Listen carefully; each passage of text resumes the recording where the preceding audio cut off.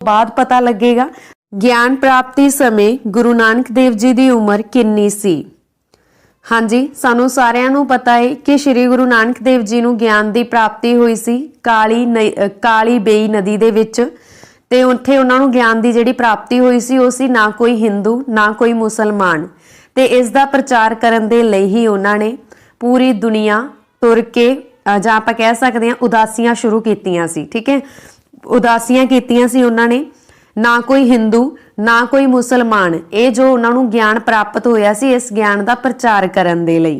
ते ज्ञान प्राप्ति के समय श्री गुरु नानक देव जी की उम्र सी 30 साल। Option D is the right answer है। अगला प्रश्न, कीर्तन की प्रथा किस गुरु ने शुरू की सी? हाँ जी, जिमें कि तुहानू पता है सिख धर्म दे विच असीं कि साडे कीर्तन जो हुंदा है किन्नी ज़्यादा मन नूं शांति मिलती है जदों कीर्तन पर हुंदा। ਤਾਂ ਕੀਰਤਨ ਦੀ ਪ੍ਰਥਾ ਸ਼ੁਰੂ ਕੀਤੀ ਸੀ ਸਿੱਖ ਧਰਮ ਦੇ ਵਿੱਚ ਸ਼੍ਰੀ ਗੁਰੂ ਨਾਨਕ ਦੇਵ ਜੀ ਨੇ। Option A is the right answer. ਅਗਲਾ ਪ੍ਰਸ਼ਨ, ਗੁਰੂ ਅੰਗਦ ਦੇਵ ਜੀ ਦਾ ਮੁੱਢਲਾ ਨਾਮ ਕੀ ਸੀ? ਹਾਂਜੀ, ਇੱਥੇ ਜਿਹੜੇ ਸਟੂਡੈਂਟਸ ਭਾਈ ਜੇਠਾ ਜੀ ਸੋਚ ਰਹੇ ਨੇ ਮੈਂ ਦੱਸ ਦੇਣਾ ਚਾਹੁੰਦੀ ਹਾਂ ਕਿ ਭਾਈ ਜੇਠਾ ਜੀ ਸ਼੍ਰੀ ਗੁਰੂ ਰਾਮਦਾਸ ਜੀ ਦਾ ਮੁੱਢਲਾ ਨਾਮ ਸੀ। ਠੀਕ ਹੈ, ਸ਼੍ਰੀ ਗੁਰੂ ਰਾਮਦਾਸ ਜੀ ਦਾ ਮੁੱਢਲਾ ਨਾਮ ਸੀ ਭਾਈ ਜੇਠਾ जी। ते भाई लहना जी गुरु अंगद देव जी का मुढ़ला नाम सी। Option B is the right answer. ते श्री गुरु तेग बहादुर जी का मुढ़ला नाम भी तुहानू पुछ सकते हैं, तो उन्होंने मुढ़ला नाम सी त्याग मल। ठीक है जी, ये तुसी याद रखना। अगला प्रश्न, उदासी मत का संस्थापक कौन सी? हाँ जी, उदासी मत के संस्थापक सन कौन सन? इस तो इलावा तुहानू MCQ ये आ सकता कि उदासियां दा विरोध किसने किया सी? उदासियां दा विरोध किया सी बाबा श्री चंद ने, ते इन्हां ने ही बाद विच उदासी मत की स्थापना भी की सी। तो option A is the right answer है। बाबा श्री चंद उदासी मत के संस्थापक सन। अगला प्रश्न, किस गुरु साहिब ने गुरमुखी लिपि नूं हरमन प्यारा बनाया? हाँ जी, गुरमुखी लिपि दी जां गुरमुखी लिपि दे अखरां दी सब तो पहला वरतों की सी श्री गुरु अंगद देव जी ने। Option B is the right answer है। ते गुरमुखी लिपि दे संस्थापक भी इन्हां नूं ही मन्निया जांदा कि गुरमुखी लिपि नूं सब तो पहला इन्हां ने वरतिया सी गुरु अंगद देव जी। ठीक है, तुसीं याद रखना। अगला प्रश्न, सिख धर्म विच सरोपा दी रस्म किसने आरंभ की? हाँ जी, सिख धर्म दे विच सरोपा दी रस्म आरंभ की किन्हां ने की? श्री गुरु अमरदास जी ने। Option C is the right answer. सन्मानित करन दे लई सिख धर्म दे विच सरोपा दी जिहड़ी रस्म आ अदा की जाती है ते इस नूं शुरू किया सी श्री गुरु अमरदास जी ने। अगला प्रश्न, आनंद साहिब की रचना किसने की सी? हाँ जी, आनंद साहिब की रचना किन्हां ने की सी? आनंद साहिब की बाणी उदों पढ़ी जाती है जदों असी कोई अपना कारज आरंभ करना हुंदा। ठीक है, उस टाइम असी आनंद साहिब की बाणी पढ़ते हैं। तो आनंद साहिब की बाणी की रचना श्री गुरु अमरदास जी ने की सी। Option C is the right answer. अगला प्रश्न जी, लोक गीत घोड़ियां की रचना किस गुरु ने की सी? हाँ जी, लोक गीत घोड़ियां जिहड़ियां कि मुंडे दे विआह वेले गाईयां जांदियां ने, इस दी रचना की सी श्री गुरु रामदास जी ने। Option D is the right answer है। ठीक है, तुसी याद रखना। इस तो इलावा श्री गुरु अमरदास जी की जे गल करिए इन्हां दे नाल रिलेटेड इंपॉर्टेंट आ कि मंजी प्रथा किन्हां ने शुरू की सी? श्री गुरु अमरदास जी विरध अवस्था दे विच गुरु बने सी। इन्हां दे लई तुर फिर के सिख धर्म का प्रचार करना थोड़ा औखा सी, तां श्री गुरु अमरदास जी ने 22 मंजियां की स्थापना कर दी सी जिसका नाम रखिया सी मंजी प्रथा। ठीक है, मंजी प्रथा शुरू की सी जिस दे विच 22 मंजियां की स्थापना की ते हरेक मंजी दे मंजीदार स्थापित किए गए जिहड़े कि सिख धर्म का प्रचार करते सी। अलग अलग इलाकिਆਂ ਦੇ ਵਿੱਚ ਇਹ स्थापित किए गए सी। ठीक है, ते जो भी उत्थे सिख धर्म का प्रचार करते सी ते जो भी उत्थों माया इकट्ठी हुंदी सी वो गोयंदवाल साहिब श्री गुरु अमरदास जी नूं लिया के दिंदे सी सिख धर्म के प्रचार दे लई, धार्मिक समागमां दे लई। ठीक है, ਇਹ ਤੁਸੀਂ ਯਾਦ ਰੱਖਣਾ। ਤੇ ਸ਼੍ਰੀ ਗੁਰੂ ਰਾਮਦਾਸ ਜੀ ਦੀ ਜੇ ਗੱਲ ਕਰੀਏ, ਇਹਨਾਂ ਨੇ ਮਸੰਦ ਪ੍ਰਥਾ ਸ਼ੁਰੂ ਕੀਤੀ ਸੀ। ਠੀਕ ਹੈ, ਮਸੰਦ ਪ੍ਰਥਾ ਦਾ ਮਤਲਬ ਸੀ ਧਾਰਮਿਕ ਕਾਰਜਾਂ ਦੇ ਲਈ ਧਨ ਇਕੱਠਾ ਕਰਨਾ, ਜਿਸ ਨੂੰ ਅੱਗੇ ਜਾ ਕੇ ਸ਼੍ਰੀ ਗੁਰੂ ਗੋਬਿੰਦ ਸਿੰਘ ਜੀ ਨੇ ਖਤਮ ਕਰ ਦਿੱਤਾ ਸੀ। ਠੀਕ ਹੈ, ਇਹ ਵੀ ਤੁਸੀਂ ਯਾਦ ਰੱਖਣਾ, ਬਹੁਤ ਇੰਪੋਰਟੈਂਟ ਹੈ ਮਸੰਦ ਪ੍ਰਥਾ। ਅਗਲਾ ਪ੍ਰਸ਼ਨ, ਅੰਮ੍ਰਿਤਸਰ ਦਾ ਪੁਰਾਣਾ ਨਾਮ ਕੀ ਸੀ? ਹਾਂਜੀ, ਅੰਮ੍ਰਿਤਸਰ ਦਾ ਪੁਰਾਣਾ ਨਾਮ ਕੀ ਸੀ? ਹਰੇਕ ਗੁਰੂ ਸਾਹਿਬਾਨ ਨੇ ਸ਼ਹਿਰ ਵਸਾਏ ਸੀ। ਤੁਹਾਨੂੰ ਪਤਾ ਹੋਣਾ ਚਾਹੀਦਾ ਕਿ ਕਿਹੜੇ ਗੁਰੂ ਜੀ ਨੇ ਕਿਹੜਾ ਸ਼ਹਿਰ ਵਸਾਇਆ। ਤੁਹਾਡੇ ਲਈ ਇੰਪੋਰਟੈਂਟ ਆ, ਤੁਹਾਨੂੰ ਪੁੱਛਿਆ ਜਾ ਸਕਦਾ। ਠੀਕ ਹੈ, ਅੰਮ੍ਰਿਤਸਰ ਸ਼ਹਿਰ ਵਸਾਇਆ ਸੀ ਸ਼੍ਰੀ ਗੁਰੂ ਰਾਮਦਾਸ ਜੀ ਨੇ, ਜੋ ਕਿ ਸਿੱਖਾਂ ਦੇ ਚੌਥੇ ਗੁਰੂ ਆ। ਠੀਕ ਹੈ, ਇਹਨਾਂ ਨੇ ਅੰਮ੍ਰਿਤਸਰ ਦਾ ਸ਼ਹਿਰ ਵਸਾਇਆ ਸੀ ਤੇ ਉਸ ਸਮੇਂ ਅੰਮ੍ਰਿਤਸਰ ਦਾ ਨਾਮ ਸੀਗਾ ਰਾਮਦਾਸਪੁਰਾ। ਠੀਕ ਹੈ, ਇਹ ਤੁਸੀਂ ਯਾਦ ਰੱਖਣਾ। ਤਾਂ ਰਾਮਦਾਸਪੁਰਾ ਅੰਮ੍ਰਿਤਸਰ ਦਾ ਪੁਰਾਣਾ ਨਾਮ ਆ। ਇਸ ਤੋਂ ਇਲਾਵਾ ਜੇਕਰ ਅਸੀਂ ਗੱਲ ਕਰੀਏ ਖੰਡੂਰ ਸਾਹਿਬ ਦੀ, ਇਹ ਸ਼ਹਿਰ ਵਸਾਇਆ ਸੀ ਸ਼੍ਰੀ ਗੁਰੂ ਅੰਗਦ ਦੇਵ ਜੀ ਨੇ। ਤੇ ਗੋਇੰਦਵਾਲ ਦਾ ਸ਼ਹਿਰ ਵਸਾਇਆ ਸੀ ਸ਼੍ਰੀ ਗੁਰੂ ਅਮਰਦਾਸ ਜੀ ਨੇ। ਇਸ ਤੋਂ ਇਲਾਵਾ ਜੇਕਰ ਅਸੀਂ ਗੱਲ ਕਰੀਏ ਸ਼੍ਰੀ ਗੁਰੂ ਨਾਨਕ ਦੇਵ ਜੀ ਦੀ, ਇਹਨਾਂ ਨੇ ਕਰਤਾਰਪੁਰ ਸ਼ਹਿਰ ਵਸਾਇਆ ਸੀ। ਕਰਤਾਰਪੁਰ ਸ਼ਹਿਰ ਵਸਾਇਆ ਸੀ ਸ਼੍ਰੀ ਗੁਰੂ ਨਾਨਕ ਦੇਵ ਜੀ ਨੇ। ਠੀਕ ਹੈ, ਤੁਸੀਂ ਯਾਦ ਰੱਖਣਾ। ਇੱਕ ਕਰਤਾਰਪੁਰ ਜਲੰਧਰ ਦੇ ਵਿੱਚ ਵੀ ਪੈਂਦਾ, ਤੁਹਾਨੂੰ ਪਤਾ ਹੋਵੇਗਾ ਆਪਣੇ ਪੰਜਾਬ ਦੇ ਵਿੱਚ। ਇਹ ਕਰਤਾਰਪੁਰ ਜਿਹੜਾ ਸ਼੍ਰੀ ਗੁਰੂ ਨਾਨਕ ਦੇਵ ਜੀ ਨੇ ਵਸਾਇਆ ਸੀ, ਇਹ ਪਾਕਿਸਤਾਨ ਦੇ ਵਿੱਚ ਆ। ਜਿਹੜਾ ਕਰਤਾਰਪੁਰ ਜਲੰਧਰ ਦੇ ਵਿੱਚ ਆ, ਉਸ ਦੀ ਸਥਾਪਨਾ ਕੀਤੀ ਸੀ ਜਾਂ ਉਹਨਾਂ ਨੂੰ ਵਸਾਇਆ ਸੀ ਉਸ ਕਰਤਾਰਪੁਰ ਨੂੰ ਸ਼੍ਰੀ ਗੁਰੂ ਹਰਗੋਬਿੰਦ ਜੀ ਨੇ। ਠੀਕ ਹੈ, ਇਹ ਤੁਸੀਂ ਯਾਦ ਰੱਖਣਾ। ਤੇ ਸ਼੍ਰੀ ਗੁਰੂ, ਜੇਕਰ ਅਸੀਂ ਗੱਲ ਕਰੀਏ ਸ਼੍ਰੀ ਗੁਰੂ ਅਰਜਨ ਦੇਵ ਜੀ ਦੀ, ਤਾਂ ਇਹਨਾਂ ਨੇ ਕਿਹੜਾ ਸ਼ਹਿਰ ਵਸਾਇਆ ਸੀ? ਤਰਨ ਤਾਰਨ, ਕਰਤਾਰਪੁਰ, ਹਰਗੋਬਿੰਦਪੁਰ। ਇਹ ਵੀ ਤੁਸੀਂ ਯਾਦ ਰੱਖਣਾ। ਠੀਕ ਹੈ, ਅਗਲਾ ਪ੍ਰਸ਼ਨ ਆ ਜੀ, ਆਦਿ ਗ੍ਰੰਥ ਦਾ ਸੰਕਲਨ ਕਿਸ ਨੇ ਕੀਤਾ ਸੀ? ਹਾਂਜੀ, ਆਦਿ ਗ੍ਰੰਥ ਦਾ ਸੰਕਲਨ ਕੀਤਾ ਸੀ 1604 ਈਸਵੀ ਦੇ ਵਿੱਚ ਸ਼੍ਰੀ ਗੁਰੂ ਅਰਜਨ ਦੇਵ ਜੀ ਨੇ। Option C is the right answer. ਜੇਕਰ ਤੁਹਾਨੂੰ ਇਸ ਤਰ੍ਹਾਂ ਪੁੱਛ ਲਿਆ ਜਾਵੇ ਕਿ ਆਦਿ ਗ੍ਰੰਥ ਨੂੰ ਲਿਖਿਆ ਕਿਹਨਾਂ ਨੇ ਸੀ, ਤਾਂ ਰਾਈਟ ਆਨਸਰ ਹੋਵੇਗਾ ਭਾਈ ਗੁਰਦਾਸ ਜੀ। ਆਦਿ ਗ੍ਰੰਥ ਦੇ ਪਹਿਲੇ ਗ੍ਰੰਥੀ ਕੌਣ ਬਣੇ ਸੀ? ਬਾਬਾ ਬੁੱਢਾ ਜੀ। ਇਹ ਵੀ ਤੁਸੀਂ ਯਾਦ ਰੱਖਣਾ। ਠੀਕ ਹੈ, ਤੇ ਸਿੱਖ ਧਰਮ ਦੇ ਵਿੱਚ ਸਭ ਤੋਂ ਲੰਬੀ ਬਾਣੀ ਸੁਖਮਨੀ ਸਾਹਿਬ ਆ ਤੇ ਇਸ ਦੀ ਰਚਨਾ ਕੀਤੀ ਸੀ ਸ਼੍ਰੀ ਗੁਰੂ ਅਰਜਨ ਦੇਵ ਜੀ ਨੇ। ਇਹ ਵੀ ਤੁਸੀਂ ਯਾਦ ਰੱਖਣਾ। ਅਗਲਾ ਪ੍ਰਸ਼ਨ, ਸਿੱਖ ਧਰਮ ਦੇ ਪਹਿਲੇ ਸਿੱਖ ਗੁਰੂ ਕੌਣ ਸਨ?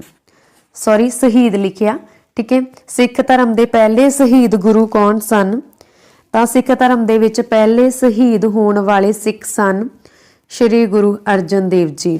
Option B is the right answer ਹੈ। ਠੀਕ ਹੈ, ਸ਼੍ਰੀ ਗੁਰੂ ਅਰਜਨ ਦੇਵ ਜੀ ਸਿੱਖ ਧਰਮ ਦੇ ਵਿੱਚ ਪਹਿਲੇ ਸ਼ਹੀਦ ਹੋਣ ਵਾਲੇ ਗੁਰੂ ਸੀ।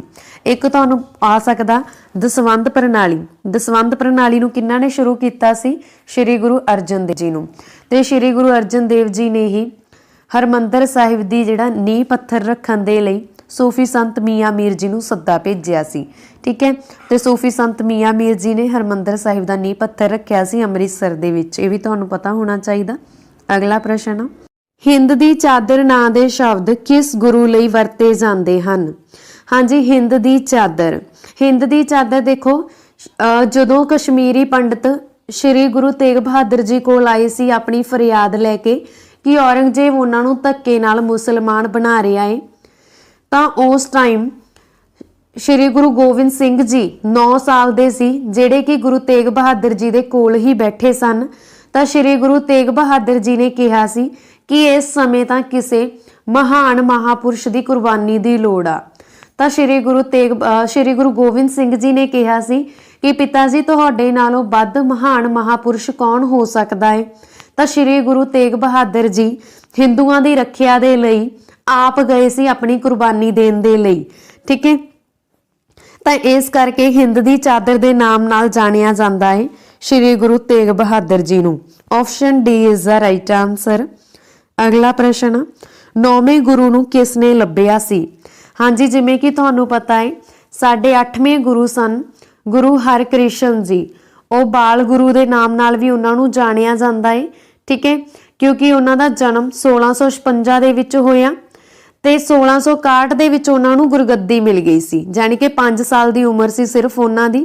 ਤੇ ਉਸ ਸਮੇਂ ਉਹ ਦਿੱਲੀ ਦੇ ਵਿੱਚ ਮਾਤਾ ਨਿਕਲਣ ਦੇ ਨਾਲ ਉਹਨਾਂ ਦੇ ਉਹ ਜੋਤੀ ਜੋਤ ਸਮਾ ਗਏ ਸੀ। ਜਦੋਂ ਜੋਤੀ ਜੋਤ ਸਮਾਏ, ਉਹਨਾਂ ਨੇ ਸਿਰਫ ਇਹੀ ਕਿਹਾ ਸੀ ਬਾਬਾ ਬਕਾਲਾ। जिस दा मतलब सी अगले गुरु तुहानू बाबा बकाला दे विच मिलणगे। ठीक है, मतलब बकाला दे विच मिलणगे।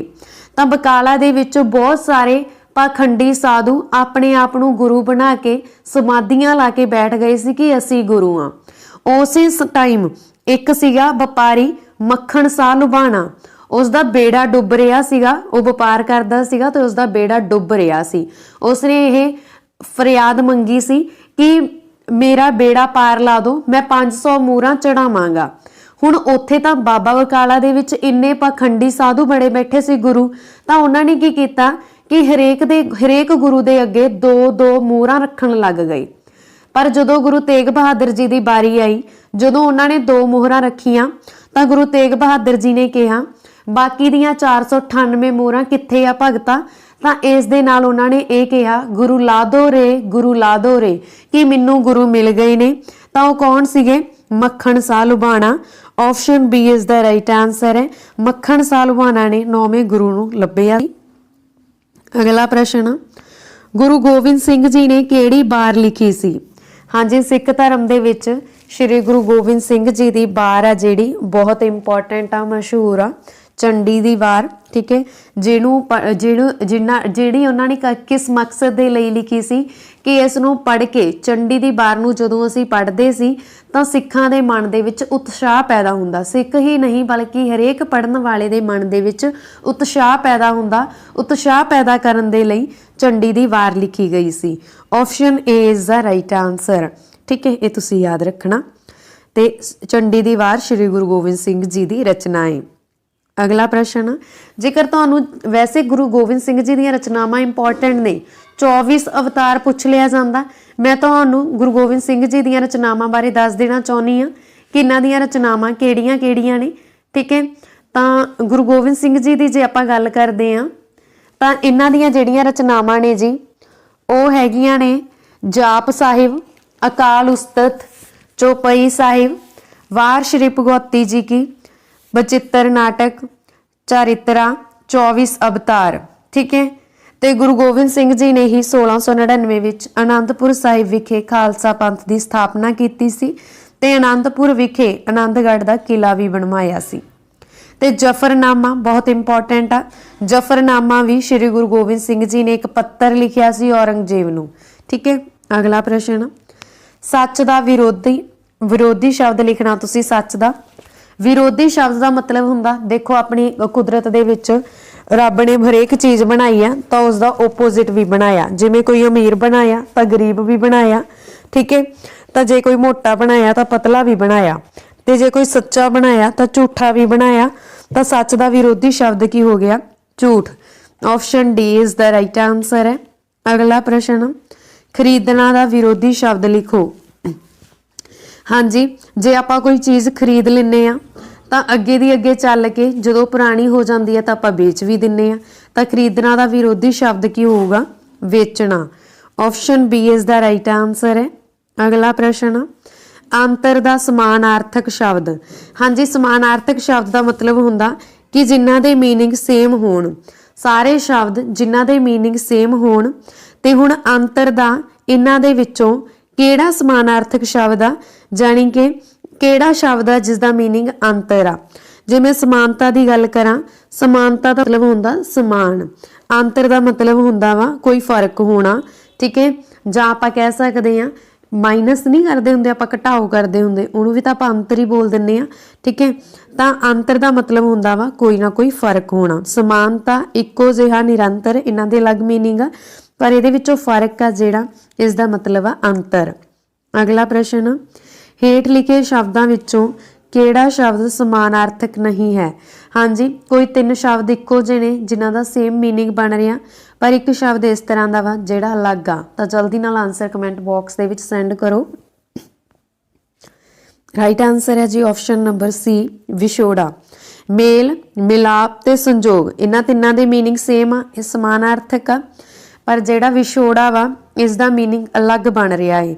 तो option C is the right answer है। अगला प्रश्न, सही शब्द चुन के मुहावरे पूरे करो। हाँ जी, मुहावरा वा डैश का फर्क होना 21-22 का, 19-21 ਦਾ ਜਾਂ 24-25 ਦਾ ਜਾਂ 25-26 ਦਾ। हाँ जी, ਜਦੋਂ ਆਪਾਂ ਗੱਲ ਕਰਦੇ ਆ ਕਿ ਫਿਰ ਥੋੜਾ ਬਹੁਤਾ ਤਾਂ ਫਰਕ ਹੁੰਦਾ ਹੀ ਆ। ਜਿਵੇਂ ਆਪਾਂ ਕਹਿ ਦਿੰਨੇ ਆ ਕਿ ਕੋਈ ਜੁੜਵਾ ਭੈਣਾਂ ਨੇ ਉਹ ਬਿਲਕੁਲ ਸੇਮ ਲੱਗ ਰਹੀਆਂ ਨੇ, ਠੀਕ ਹੈ, ਪਰ ਫਿਰ ਵੀ ਇੱਕ ਦਾ ਰੰਗ ਥੋੜਾ ਜਿਹਾ ਸਾਵਲਾ ਹੈ ਤਾਂ ਜਾਣੀ ਕਿ ਇੰਨਾ ਕੁ ਤਾਂ 19-21 ਦਾ ਫਰਕ ਹੁੰਦਾ ਹੀ ਆ, ਆਪਾਂ ਇਦਾਂ ਬੋਲ ਦਿੰਨੇ ਆ, ਠੀਕ ਹੈ। ਜਦੋਂ ਬਹੁਤ ਥੋੜੇ ਫਰਕ ਦੀ ਗੱਲ ਦੱਸਣੀ ਹੋਵੇ ਤਾਂ ਆਪਾਂ ਬੋਲਦੇ ਆ 19-21 ਦਾ ਫਰਕ ਆ ਜਾਂ 19-21 ਦਾ ਫਰਕ ਹੋਣਾ, ਠੀਕ ਹੈ। ਅਗਲਾ ਪ੍ਰਸ਼ਨ, ਉਲਟੀ ਵਾੜ ਖੇਤ ਨੂੰ ਖਾਏ ਕੀ ਹੈ? ਹਾਂਜੀ, ਉਲਟੀ ਵਾੜ ਖੇਤ ਨੂੰ ਖਾਏ ਇਹ ਮੁਹਾਵਰਾ ਵਾ, ਵਾਕੰਸ਼ ਆ ਜਾਂ ਨਾਮ ਆ ਜਾਂ ਅਖਾਣ ਆ? ਹਾਂਜੀ, ਇਹ ਹੈ ਅਖਾਣ, ਠੀਕ ਹੈ। ਉਲਟੀ ਵਾੜ ਖੇਤ ਨੂੰ ਖਾਏ ਇਹਦਾ ਮਤਲਬ ਕੀ ਆ? ਜਦੋਂ ਰਖਵਾਲਾ ਹੀ ਆਪਣੀ ਚੀਜ਼ ਨੂੰ ਨੁਕਸਾਨ ਪਹੁੰਚਾਵੇ ਤਾਂ ਉਹਨੂੰ ਅਸੀਂ ਬੋਲਦੇ ਹਾਂ ਉਲਟੀ ਵਾੜ ਖੇਤ ਨੂੰ ਖਾਵੇ। ਆਪਸ਼ਨ ਸੱਸਾ ਇਸ ਦਾ ਰਾਈਟ ਆਨਸਰ ਹੈ। ਅਗਲਾ ਪ੍ਰਸ਼ਨ, ਜਦੋਂ ਇਹ ਦੱਸਣਾ ਹੋਵੇ ਕਿ ਦੇਖ ਸੁਣ ਕੇ ਕੋਈ ਗਲਤ ਕੰਮ ਕਰਨ ਤੋਂ ਇਨਕਾਰ ਕਰਨਾ ਤਾਂ ਕਿਹੜਾ ਅਖਾਣ ਵਰਤਿਆ ਜਾਵੇਗਾ?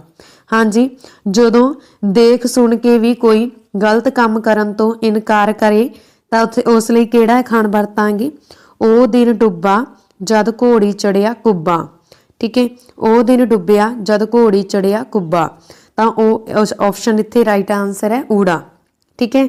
ਉਹ ਦਿਨ ਡੁੱਬਾ ਜਦ ਘੋੜੀ ਚੜਿਆ ਕੁੱਬਾ, ਠੀਕ ਹੈ ਜੀ। ਇਹ ਤੁਸੀਂ ਯਾਦ ਰੱਖਣਾ ਤੇ ਇਹ ਅਖਾਣ ਕਿਸ ਲਈ ਵਰਤੀ ਜਾਂਦੀ ਹੈ ਇਹ ਵੀ ਤੁਸੀਂ ਧਿਆਨ 'ਚ ਰੱਖਣਾ। ਅੱਗੇ ਸਹੀ ਵਿਕਲਪ ਚੁਣ ਕੇ ਅਖਾਣ ਨੂੰ ਪੂਰਾ ਕਿਉਂ?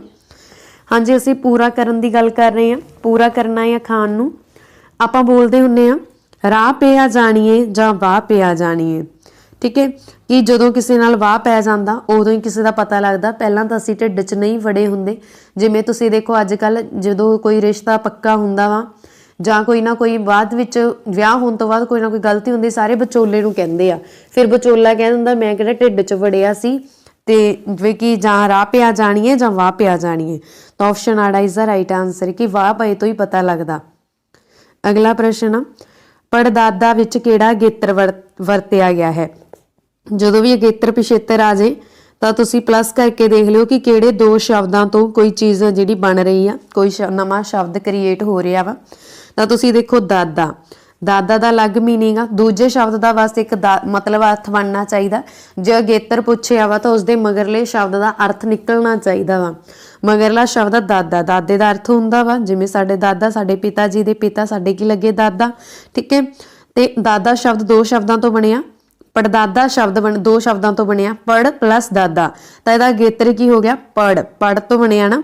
ਆਪਸ਼ਨ 3 ਇਸ ਦਾ ਰਾਈਟ ਆਨਸਰ ਹੈ ਪੜ। ਅਗਲਾ ਪ੍ਰਸ਼ਨ, ਭਾਈਵਾਲ ਵਿੱਚ ਕਿਹੜਾ ਪਿਛੇਤਰ ਵਰਤਿਆ ਗਿਆ? ਹੁਣ ਆਪਾਂ ਪਿਛੇਤਰ ਦੱਸਣਾ ਤਾਂ ਆਪਾਂ ਦੇਖਾਂਗੇ ਕਿ ਅਗਲੇ ਜਿਹੜਾ ਅੱਗੇ ਸ਼ਬਦ ਲਿਖਿਆ ਵਾ, ਜਿਹੜਾ ਅੱਗੇ ਵਾਲਾ ਸ਼ਬਦ ਆ ਉਹਦਾ ਕੋਈ ਨਾ ਕੋਈ ਮੀਨਿੰਗ ਬਣਨਾ ਚਾਹੀਦਾ, ਠੀਕ ਹੈ। ਤਾਂ ਦੋ ਸ਼ਬਦ ਦੇਖ ਲਓ ਕਿਹਦੇ ਤੋਂ ਬਣ ਰਿਹਾ? ਭਾਈਵਾਲ, ਭਾਈ ਪਲੱਸ ਵਾਲ ਤੋਂ। ਭਾਈ ਦਾ ਅਲੱਗ ਮੀਨਿੰਗ ਆ, ਠੀਕ ਹੈ, ਭਾਈ ਦਾ ਅਲੱਗ ਮੀਨਿੰਗ ਆ। ਜਿਵੇਂ ਹੀ ਮੈਂ ਮਗਰ ਬਾਲ ਲਗਾਤਾ ਤਾਂ ਇਹਦਾ ਅਲੱਗ ਇੱਕ ਨਵਾਂ ਸ਼ਬਦ ਕ੍ਰੀਏਟ ਹੋ ਗਿਆ, ਠੀਕ ਹੈ। ਤਾਂ ਇਹ ਹੋ ਗਿਆ ਪਿਛੇਤਰ। ਭਾਈ ਅਸੀਂ ਬੋਲ ਦਿੰਨੇ ਆ ਭਰਾ ਨੂੰ, ਭਾਈਵਾਲ ਅਸੀਂ ਬੋਲ ਦਿੰਨੇ ਆ ਸਾਂਝੀ ਵਾਲਤਾ ਨੂੰ। ਤਾਂ ਆਪਸ਼ਨ ਇੱਥੇ 2 ਰਾਈਟ ਆਨਸਰ ਹੈ। ਜਦੋਂ ਅਗੇਤਰ ਪਿਛੇਤਰ ਲਾ ਕੇ ਨਵੇਂ ਸ਼ਬਦ ਕ੍ਰੀਏਟ ਹੁੰਦੇ ਆ ਤੁਸੀਂ ਉਹਨਾਂ ਨੂੰ ਪਲੱਸ ਪਾ ਕੇ ਦੇਖ ਲਓ। ਜੇ ਅਗੇਤਰ ਪੁੱਛਿਆ ਵਾ ਤਾਂ ਪਿੱਛੇ ਵਾਲੇ ਸ਼ਬਦ ਦਾ ਮੀਨਿੰਗ ਬਣਨਾ ਚਾਹੀਦਾ, ਜੇ ਪਿਛੇਤਰ ਪੁੱਛਿਆ ਤਾਂ ਮੂਹਰੇ ਵਾਲੇ ਸ਼ਬਦ ਦਾ ਮੀਨਿੰਗ ਬਣਨਾ ਚਾਹੀਦਾ। ਮਗਰਲਾ ਵਾ ਜੋ ਤੁਸੀਂ ਦੱਸ ਦੇਣਾ ਕਿ ਅਗੇਤਰ ਆ ਕਿ ਪਿਛੇਤਰ ਆ। ਅਗਲਾ ਪ੍ਰਸ਼ਨ, ਪੰਜਾਬੀ ਵਿੱਚ ਲਿੰਗ ਦੀਆਂ ਕਿੰਨੀਆਂ ਕਿਸਮਾਂ ਹਨ? ਹਾਂਜੀ, ਆਪਣੇ ਲਿੰਗ ਦੀਆਂ ਜਿਹੜੀਆਂ ਕਿਸਮਾਂ ਨੇ ਉਹ ਹੈਗੀਆਂ ਨੇ ਜੀ 2। ਆਪਸ਼ਨ ਊੜਾ ਇਸ ਦਾ ਰਾਈਟ ਆਨਸਰ ਹੈ। ਇੱਕ ਇਸਤਰੀ ਲਿੰਗ ਤੇ ਇੱਕ ਪੁਲਿੰਗ, ਠੀਕ ਹੈ। ਇਸਤਰੀ ਲਿੰਗ ਦੇ ਵਿੱਚ ਅਸੀਂ ਮਾਦਾ ਦੀ ਗੱਲ ਕਰਦੇ ਹਾਂ, ਪੁਲਿੰਗ ਦੇ ਵਿੱਚ ਅਸੀਂ ਨਰ ਦੀ ਗੱਲ ਕਰਦੇ ਹਾਂ। ਅਗਲਾ ਪ੍ਰਸ਼ਨ, ਘੋੜਾ ਦਾ ਇਸਤਰੀ ਲਿੰਗ ਬਣਾਓ। ਹਾਂਜੀ, ਘੋੜਾ ਸ਼ਬਦ ਆ ਉਸਦਾ ਇਸਤਰੀ ਲਿੰਗ ਬਣਾਉਣਾ। ਜੇਕਰ ਤੁਹਾਨੂੰ ਇੱਥੇ ਤੱਕ ਵੀਡੀਓ ਚੰਗੀ ਲੱਗੀ ਹੈ ਤਾਂ ਪਲੀਜ਼ ਵੀਡੀਓ ਨੂੰ ਲਾਈਕ ਅਤੇ ਸ਼ੇਅਰ ਕਰ ਦਿੱਤਾ ਜਾਵੇ। ਘੋੜਾ ਸ਼ਬਦ ਦਾ ਇਸਤਰੀ ਲਿੰਗ ਬਣਾਉਣਾ ਤਾਂ ਘੋੜੇ ਦਾ ਹੋਵੇਗਾ ਘੋੜੀ। ਆਪਸ਼ਨ ਈਡੀ ਇਸ ਦਾ ਰਾਈਟ ਆਨਸਰ ਹੈ। ਅਗਲਾ ਪ੍ਰਸ਼ਨ, ਇੱਕ ਜਾਂ ਇੱਕ ਤੋਂ ਵੱਧ ਚੀਜ਼ਾਂ, ਸਥਾਨਾਂ, ਜੀਵਾਂ ਬਾਰੇ ਦਰਸਾਉਣ ਵਾਲੇ ਸ਼ਬਦਾਂ ਨੂੰ ਕੀ ਕਿਹਾ ਜਾਂਦਾ ਹੈ? ਹਾਂਜੀ, ਇੱਕ ਜਾਂ ਇੱਕ ਤੋਂ ਵੱਧ ਚੀਜ਼ਾਂ, ਸਥਾਨਾਂ, ਜੀਵਾਂ ਬਾਰੇ ਦਰਸਾਉਣ ਵਾਲੇ ਸ਼ਬਦਾਂ ਨੂੰ ਕੀ ਕਹਿੰਦੇ ਹਨ? ਇੱਕ ਜਾਂ ਇੱਕ ਤੋਂ ਵੱਧ ਚੀਜ਼ਾਂ, ਸਥਾਨਾਂ, ਜੀਵਾਂ ਬਾਰੇ ਦਰਸਾਉਣ ਵਾਲੇ ਸ਼ਬਦਾਂ ਨੂੰ ਕਹਿੰਦੇ ਆ, ਕੀ ਬੋਲਦੇ ਆ ਅਸੀਂ? बचन बोलते हैं। ऑप्शन आड़ा इसका राइट आंसर है बचन। ठीक है, एक जां एक तो वध चीज़ां स्थानां जीभां बारे दर्शाउण वाले शब्दां नूं असीं बचन बोलते हैं। देखो बचन, बचन तो असीं की क्रिएट करते हैं, बहु बचन। जिमें मैं लिखिया रोटी, रोटी का मतलब एक रोटी आ। ठीक है, जदों मैं लिखता रोटियां, ਇਹਦਾ मतलब की आ एक दो ਜਾਂ दो तो ਵੱਧ ਦੀ ਗੱਲ हो रही आ। ठीक है, सेम इसे तरह जीभां ਦੀ ਜੇ ਗੱਲ ਕਰੀਏ, ਜਿਵੇਂ मैं लिखिया कीड़ा, कीड़ा ਦਾ ਬਹੁਵਚਨ ਕੀ ਬਣੂਗਾ कीड़े। ਤਾਂ ਇੱਕ ਜਾਂ ਇੱਕ ਤੋਂ ਵੱਧ ਨੂੰ ਦਰਸਾਉਣ ਲਈ ਅਸੀਂ ਬਚਨ ਦੀ ਵਰਤੋਂ ਕਰਦੇ ਹਾਂ ਜਾਂ ਬਚਨ ਬੋਲਦੇ ਹਾਂ। ਅਗਲਾ ਪ੍ਰਸ਼ਨ ਆ, ਹੇਠ ਲਿਖੇ ਸ਼ਬਦਾਂ ਵਿੱਚੋਂ ਕਥਾ ਦਾ ਬਹੁਵਚਨ ਚੁਣੋ। ਹਾਂਜੀ, ਕਥਾ ਦਾ ਬਹੁਵਚਨ ਕੀ ਹੋਊਗਾ? देखो कथा का असी कथियां तो नहीं लिखांगे। ठीक है, कथा का बहुवचन यही बनाना कि उसका कोई ना कोई मीनिंग बने। तो कथा का की होगा कथावां। ऑप्शन आड़ा इसका राइट आंसर है। अगला प्रश्न है जी, विश्राम चिन्ह की वरतों पक्षों शुद्ध वाक दसो। हाँ जी, विश्राम चिन्ह की वरतों के पक्षों शुद्ध वाक दसो। जो मैं इसनूं ध्यान नाल देखदी हां तां मैनूं पता लग रहा ये वाकां दे विच ओने डंडी अते विस्मिक का प्रयोग किया है। विस्मिक का प्रयोग हुण कित्थे हुंदा? जिथे ठहराव पैदा होवे। जिवें आपां कहने आ बल्ले तेरे। ठीक है, बल्ले तेरे, उस तो बाद आपां विस्मिक पावांगे, फिर आपां कहने आ तू फस्ट आई आ। ठीक है, कि मैं सुनिया तू फस्ट आई आ, इदां। जां आपां बोलदे आ हाय की होया, तो हाई नूं हाई तो बाद की लाऊंगी मैं विस्मिक। जो आप थोड़ा जिहा ठहरा जाने, सहम जाने, हैरानी वाली जगह ते विस्मिक वरत्या जांदा, खुशी वाली जगह ते विस्मिक वरत्या जांदा, जिवें खुशखबरी खुशखबरी। फिर आप रुक जाने, फिर आप अपनी अगली गल बोलते हैं। ठीक है, फिर आप अगे बोलते हैं जिमें ਆਪਾਂ जानी कि हुण ਆਪਾਂ ਇੱਥੇ ਗੱਲ हो रही है ਅੱਜ ਕਾਲਜ ਬੰਦ ਰਹੇਗਾ, पर ਕਿਹਨੂੰ ਦੱਸਿਆ ਜਾ ਰਿਹਾ ਹੈ? ਮੁੰਡਿਆਂ ਨੂੰ। ਪਹਿਲਾਂ ਗੱਲ ਹੋਊਗੀ ਮੁੰਡਿਓ, फिर विस्मिक वरत्या जाऊगा। ਅੱਜ ਕਾਲਜ ਬੰਦ ਰਹੇਗਾ मतलब वाक पूरा हो गया, फिर डंडी वरती जाऊगी। तो ये किहड़े वाक दे विच आ? ऑप्शन सी च। इत्थे उहने ਅੱਜ ਕਾਲਜ ਬੰਦ रहेगा, वाक तो पूरा हो गया, फिर भी विस्मिक वरते, इस करके असीं ये ऑप्शन नहीं लगाई। ठीक है, अगला प्रश्न, शुद्ध शब्द जोड़ चुनो। हाँ जी, शुद्ध शब्द जोड़ चुनना तुसीं, जानी कि इहदे विचों किहड़ा शब्द है जिहड़ा सही ढंग नाल लिखिया। जदों मैं इसनूं देखदी हां दोपहर पाया नज़र आ रहा, पर जदों भी तुसीं पेपर दे विच ऑप्शनस देखोगे ना तो तुसीं पजल होवोगे। तुसीं समझो बस ऑप्शन तो कि दोपहर पाउण दी कोशिश कीती, उहनूं आप पाओ फिर दोपहर। जेकर तुहाडी पंजाबी चंगी है तो उहनूं आप पाओ, तो फिर देखो कि किहड़ी ऑप्शन च सस्से च, तो ऑप्शन सस्सा लगा दो। ठीक है, पर जेकर तुहाडी पंजाबी चंगी नहीं गी, फिर तुसीं की आ शुद्ध शब्द लिखण दे लई लभण दे लई की करोगे? तुसीं बोलोगे उहनूं दोपहर, दोपहर दू। जदों मैं बोल रही हाँ दोपहर, ठीक है, तो मैनूं बोलण तो ही पता लग रहा कि दोपहर इस तरह पैना है। तो ऑप्शन सस्सा इसका राइट आंसर है। फिर तुसीं उहनूं बार बार बोल के देखोगे, ये बन रहा दोपहर, ये बन रहा दोपहर, ये बन रहा दोपहर। ठीक है, नहीं सही बन रहा तो बोल के देख लो। अगला प्रश्न आ, मधाणी शब्द नूं शुद्ध करो। हाँ जी, मधाणी, मधाणी तुसीं आप पा के देखो, तुहानूं अपने आप पता चलेगा। मधाणी पता लग रहा कि दद्दा नहीं धद्दे की आवाज़ आ रही है, मधाणी। तो ऑप्शन की आ कि शुद्ध करन दे लई धद्दे करना आना। ऑप्शन सस्सा इसका राइट आंसर है। अगला प्रश्न आ, माझी की है। हाँ जी, साडा जिवें कि तुहानूं पता है पंजाब दी वंड आ जिहड़ी दरियावां दे आधार ते होई आ। ठीक है, दरियावां दे आधार ते होई आ। पंजाब दे विच 3 दरिया वगदे ने। किहड़े-किहड़े वगदे ने? पंजाब दे विच 3 दरिया सतलुज, रावी अते व्यास वगदे ने। ठीक है, फिर जिहड़ा रावी अते व्यास दे विच घरला इलाका आ जांदा, रावी अते व्यास दे विच घरला इलाका हुंदा ना, ये वाला इहनूं बोलदे आ माझा इलाका, माझा इलाका। ते माझे वाले हुण जे माझा इलाका वा तां उन्हां दी थोड़ी बोली दा फर्क होऊगा। ठीक है, तो माझे वाले की करनगे? बोली बोलणगे माझी। वैसे तो असीं पंजाब आ पंजाबी बोलते हैं, पर पंजाबी दियां भी उपबोलियां ने अगे। तो माझी की आ? माझे वाले बोलते आ माझी, तो आपां की बोलांगे कि माझी एक उपबोली आ। उपभाषावां। ऑप्शन आड़ा इसका राइट आंसर है। ठीक है, माझी इस तरह की भाषा वा जिवें असीं बोलदे हां उसे तरह उसनूं लिखदे हां।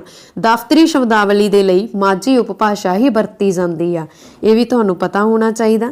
फिर आपां 3 दरियावां की गल कीती सीगी, जिस दे विच मैं तुहानूं दस दिता कि हुण रावी ते व्यास दे विचकार किहड़े जिले आउंदे, भी तो पता होना चाहिए। पठानकोट, गुरदासपुर, अमृतसर, तरनतारन। फिर एक ब्यास अते सतलुज इलाका बन रहा। व्यास अते सतलुज दे विचकार आउंदे आ जिले जलंधर, कपूरथला, हुशियारपुर, नवां शहर।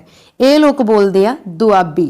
ठीक है, उस तो बाद मालवा खेतर आ जाता, सतलुज दे हेठां वाला खेतर। इत्थे असीं ये साडे 15 जिले बन जाते हैं, बाकी दे जिन्ने भी जिले च आउंदे आ। ठीक है, असीं बोलते हैं मलवई। अगला प्रश्न, वाक विच नाम की थां वरते जाण वाले शब्द नूं की कहा जाता है? हाँ जी, नाम। मान लो मैं लिखा राम रोटी खांदा है, राम रोटी खांदा है। ठीक है, ये मैं वाक लिखता। ये वाक लिख के मैं अगले वाक च लिख दिन्नी आ ओ रोटी खांदा है, ओ रोटी खांदा है। तो तुसीं देखो इत्थे मैं राम की जगह ते की वरतता, ओ वरत लिया। ठीक है, इत्थे राम की आ, नाम आ। जिमें ही मैं नाम की जगह ते ओ वरत लिया तो यदा मतलब की वो बन गया पड़नाम। ऑप्शन ईडी इज द राइट आंसर है। नाम की जगह ते वरते जाण वाले शब्द नूं असीं पड़नाम बोलते हैं। तो इत्थे पड़नाम किहड़ा? ओ। ठीक है, क्यों राम रोटी खांदा है, जां आपां कह दिंदे आ ओ रोटी खांदा है। अगला प्रश्न, शुद्ध शब्द जोड़ चुनो। हाँ जी, शुद्ध शब्द चुनना है। हुण तुसीं जदों असीं देख रहे हैं तो सानूं पता लग रहा आंगन। आंगन कोई शब्द हुंदा? जे अंग पा दिंदे तां कह दिंदे कि सही है, इहदा मीनिंग बन रहा। अनगुण भी नहीं हुंदा। औगुण, औगुण, औगुण आ जिहड़ा ये नहीं हुंदा, मतलब कि उन्हें औगुण पाउण दी कोशिश कीती आ। ठीक है, औगुण। तो ऑप्शन सस्सा इत्थे राइट आंसर है। अगला प्रश्न, नाम दियां किस्मां हन। हाँ जी, नाम दियां किस्मां तुहाडे लई इंपॉर्टेंट आ। नाम दियां किन्नियां किस्मां ने? नाम 5 तरह के हुंदे आ। ऑप्शन ऊड़ा इज द राइट आंसर। किहड़े किहड़े हुंदे आ हुण नाम? ये भी तो पता होना चाहिए ना, कल्ला नाम पता होना जरूरी नहीं गा। नाम 5 हुंदे आ, बहुत इंपॉर्टेंट MCQ है। पंजाब पटवारी के एग्जाम दे विच भी आ चुके आ। तां नाम आ जिहड़े 5 तरह के हुंदे आ। किहड़े किहड़े? आम नाम, खास नाम, इकट्ठवाचक नाम, वस्तुवाचक नाम, भाववाचक नाम। अगला प्रश्न, मैं, तू ते ओ किहड़े पड़नाम हन? हाँ जी, देखो पड़नाम भी अगे कई तरह के हुंदे आ। पुरखवाचक पड़नाम दे विच ना 3 पुरख वरते जांदे आ, एक उत्तम पुरख, एक मध्यम पुरख, एक अन्या पुरख। जिहड़ा पुरखवाचक पड़नाम आ ये पड़नाम हुंदा जदों असीं अपने बारे गल करदे आ। ठीक है, सिर्फ अपने बारे गल कर रहे हैं, जां 2 बंदियां दे विचकारली वार्तालाप च पुरखवारक आ जांदा वा। ते मध्यम पुरख दे विच जदों 2 बंदे किसे आपां गल करदे आ मध्यम पुरख दी। ठीक है, तो मध्यम पुरख दे विच वैसे इत्थे पुरखवाचक की गल हो रही है, निजवाचक की गल हो रही है। उन्होंने अगे पुरख नहीं पूछे कि किहड़े किहड़े आ, मैं, तू ते ओ। ठीक है, ते अन्या पुरख हुंदा वा, एक मध्यम पुरख हुंदा वा। जदों अन्या पुरख दे विच की है कि जदों किसी तीसरे बंदे दे बारे गल कीती जांदी है, उहदे बारे दस्सिया जांदा वा। ठीक है, ये सीगे साडे कोले पड़नाम आ जिहड़े। ते पड़नाम दे विच जेकर मैं हुण तुहानूं अन्या ते मध्यम की गल दसां, उत्तम पुरख वो हुंदा वा जिहड़ा गल कर रिहा, जिवें वो की वरतूगा, मैं वरतूगा। ठीक है, फिर असीं, मेरे, मैनू, मेरा। मध्यम पुरख वो हुंदा वा जिहड़ा जिवें जदों आपां किसी होर दी गल कर, जिवें आपां जिहदे नाल गल कर रहे हां, जो जिहदे नाल गल कर रहे हां उहदे लई आपां तू वरतांगे, तुसीं वरतांगे, तुहाडा वरतांगे, तेरा वरतांगे, तेरे वरतांगे। अन्या पुरख दे विच असीं किसी होर दी गल कर रहे हां, जदों 2 बंदे किसी होर दी गल कर रहे आ तां की कहणगे? ओ बोलणगे, ओना बोलणगे। ठीक है, इन्ना बोलणगे। तां इहदा मतलब की है पुरख दी गल हो रही है। ऑप्शन ऊड़ा इत्थे राइट आंसर है। अगला प्रश्न, हेठ लिखियां विचों भाववाचक नाम चुनो। भाववाचक नाम किहड़ा हुंदा वा? जिहड़ा साडे अनुभव दे नाल जुड़िया हुंदा वा। जानी कि जिवें आपां गल करिए, एक मैं बोलना तुहानूं कि वो सच बोल रहा है। ठीक है, जां फिर कौड़ा है, जां दुख सुख, ये सारे की आ भाव दे नाल जिहड़ी चीज़ असीं महसूस करते हैं उस दे नाल रिलेटिड ने, तां भाववाचक हो गया। इहदे विचों मोती, शहर, दुध, ये भाववाचक नहीं गा। ये की आ गए? दुध आ जिहड़ा ये एक वस्तुवाचक हो गया। ठीक है, शहर की गल करिए तो यह की आ आम नाम हो गया, आम नाम ही आ शहर। ठीक है। मोती की गल करिए खास नाम हो गया, यानी कि किसी बंदे का नाम हो सकता मोती। ठीक है। किसी खास बंदे की गल हो रही आ तो इत्थे जेकर आप गल करिए जे वैसे मोती होया तो मोती तो कई तरह के होंगे है ना, तो जेकर वो मोती होया जिवें आपां स्टोन वाली गल करिए तो फिर इनू असीं आम नाम जां वस्तुवाचक नाम च ही रखांगे। तो ऑप्शन सस्सा इत्थे राइट आंसर है खुशी। अगला जी, उसकी पग का रंग लाल है, वाक विच विशेषण चुनो। विशेषण की हुंदे आ जदों असीं किसी की विशेषता दसदे आ, जानी कि जां वो गोरा है तो वो गोरा है मतलब उसकी मैं विशेषता दसदी कि वो रंग का गोरा है। वो हुशियार है तो उसकी मैं विशेषता दसदी कि वो पढ़न दे विच हुशियार आ, जां जिवें भी है वो हुशियार आ। ठीक है। हुण उसकी पग लाल है, पग का रंग लाल है तो मतलब इत्थे विशेषता दस रहे हैं पग की विशेषता वा कि वो लाल रंग की आ। ऑप्शन डी आंसर है। अगला प्रश्न, लगा दियां किन्नियां किस्मां हुंदियां हन। हाँ जी, लगावां जिहड़ियां पंजाबी दे विच 10 हुंदियां ने। एक मुक्ता, ठीक है, फिर कन्ना भी एक लागा। ठीक है। उस तो बाद जेकर असीं गल करिए कन्ना तो बाद विहारी, शिहारी, ठीक है, ये भी की है लागा। औंकड़, फिर दुलैंकड़, फिर लामा, फिर दुलामा, फिर होड़ा ते फिर कनौड़ा। ये सारियां की ने लगा ने ते इन्हां दी गिनती हुंदी है 10। ऑप्शन सी इत्थे राइट आंसर है। अगला प्रश्न, गुरमुखी विच जिन्हां अखरां दी वरतों पैर विच कीती जांदी है वो किहड़े हन। हाँ जी, गुरमुखी लिपि दे विच किहड़े-किहड़े अखरां दी वरतों पैर दे विच कीती जांदी है। जिवें मैं इत्थे लिखिआ प्रीति, स्वैमान, ठीक है, ते पढ़। तो किहड़े-किहड़े अखर है जिन्हां दी वरतों पैर च होई आ, रारा, वावा ते हाहा। तो ऑप्शन किहड़ी राइट होगी, रारा, हाहा, वावा। ऑप्शन ए राइट आ। ठीक है। अगला प्रश्न है जी, वावे दी जगह मम्मे दा उपयोग किहड़ी उपबोली विच कीता जांदा है। हाँ जी, वावे दी जगह मम्मे दा उपयोग किहड़ी उपबोली दे विच असीं करदे हां। तां वावे दी जगह मम्मे दा उपयोग असीं करदे हां मलवई वाले। ठीक है। जिमें आपां एग्जाम्पल लैंदे हां, जिमें मैं बोल रही हाँ जिमें, क्योंकि असीं मलवई चाहुंदे हां। ठीक है। तां वैसे आपां जदों पाईए तां पाउंदे आपां जिवें, तां इहदे विच राइट आंसर है मलवई। वावे दी जगह मम्मे दा उपयोग मलवई दे विच कीता जांदा है। ठीक है। मलवई उपबोली वाले असीं करदे हां, वावे दी जगह मम्मा। होर भी आ सकदा वा कुछ भी इत्थे, जिवें कोई वावे वाला तुसीं होर अखर सोचो आपदे आप। इत्थे आपां गल करिए मलवई दी, तो मलवई दे विच वावे दी जगह ते मम्मा बोलिया जांदा है, ये तुसीं याद रखना। अगला प्रश्न, वर्तमान समय गुरमुखी लिपि विच किन्ने अखर हन। हाँ जी, गुरमुखी लिपि दे विच 35 अखर, पहला सी 35 अखर। ठीक है।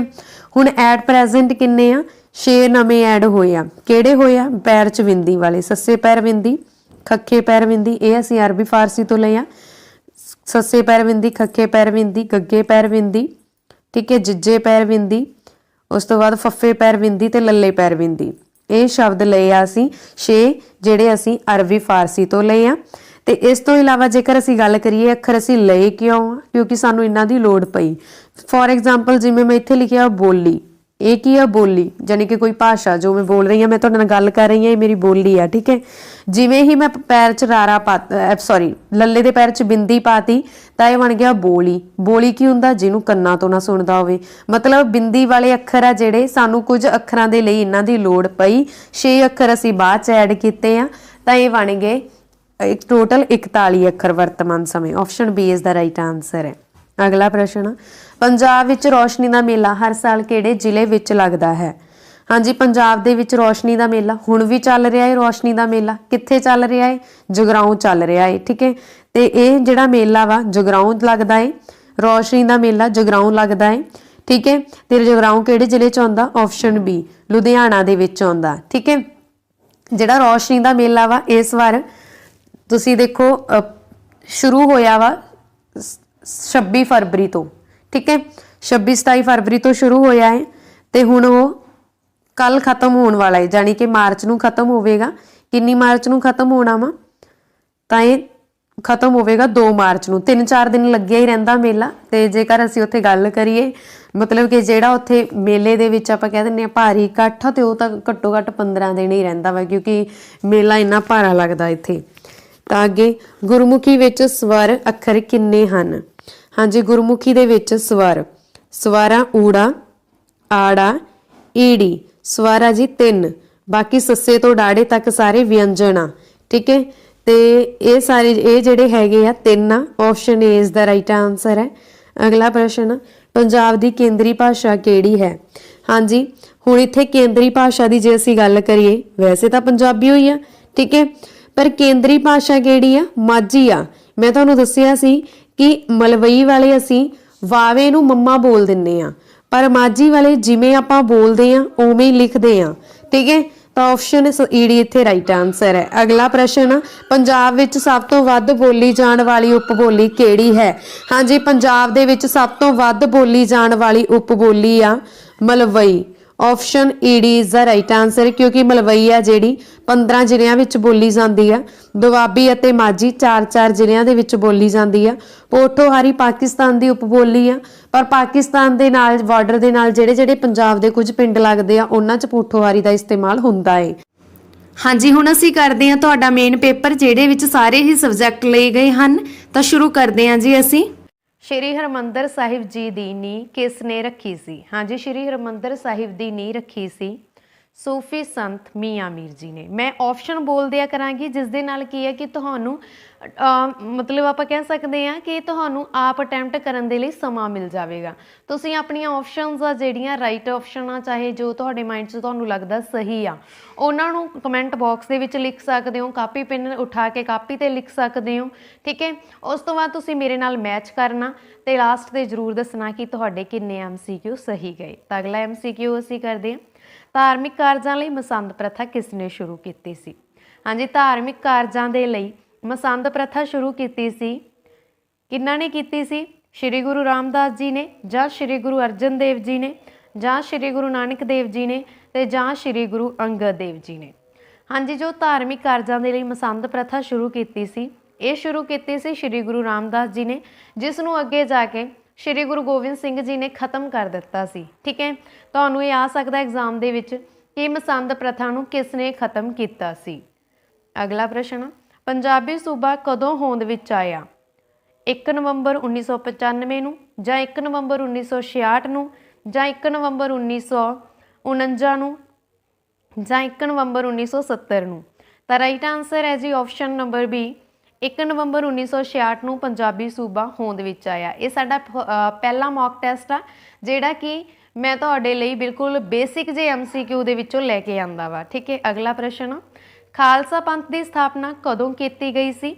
1667 ਦੇ ਵਿੱਚ 1698 ਦੇ ਵਿੱਚ 1699 ਦੇ ਵਿੱਚ ਜਾਂ 1666 ਦੇ ਵਿੱਚ।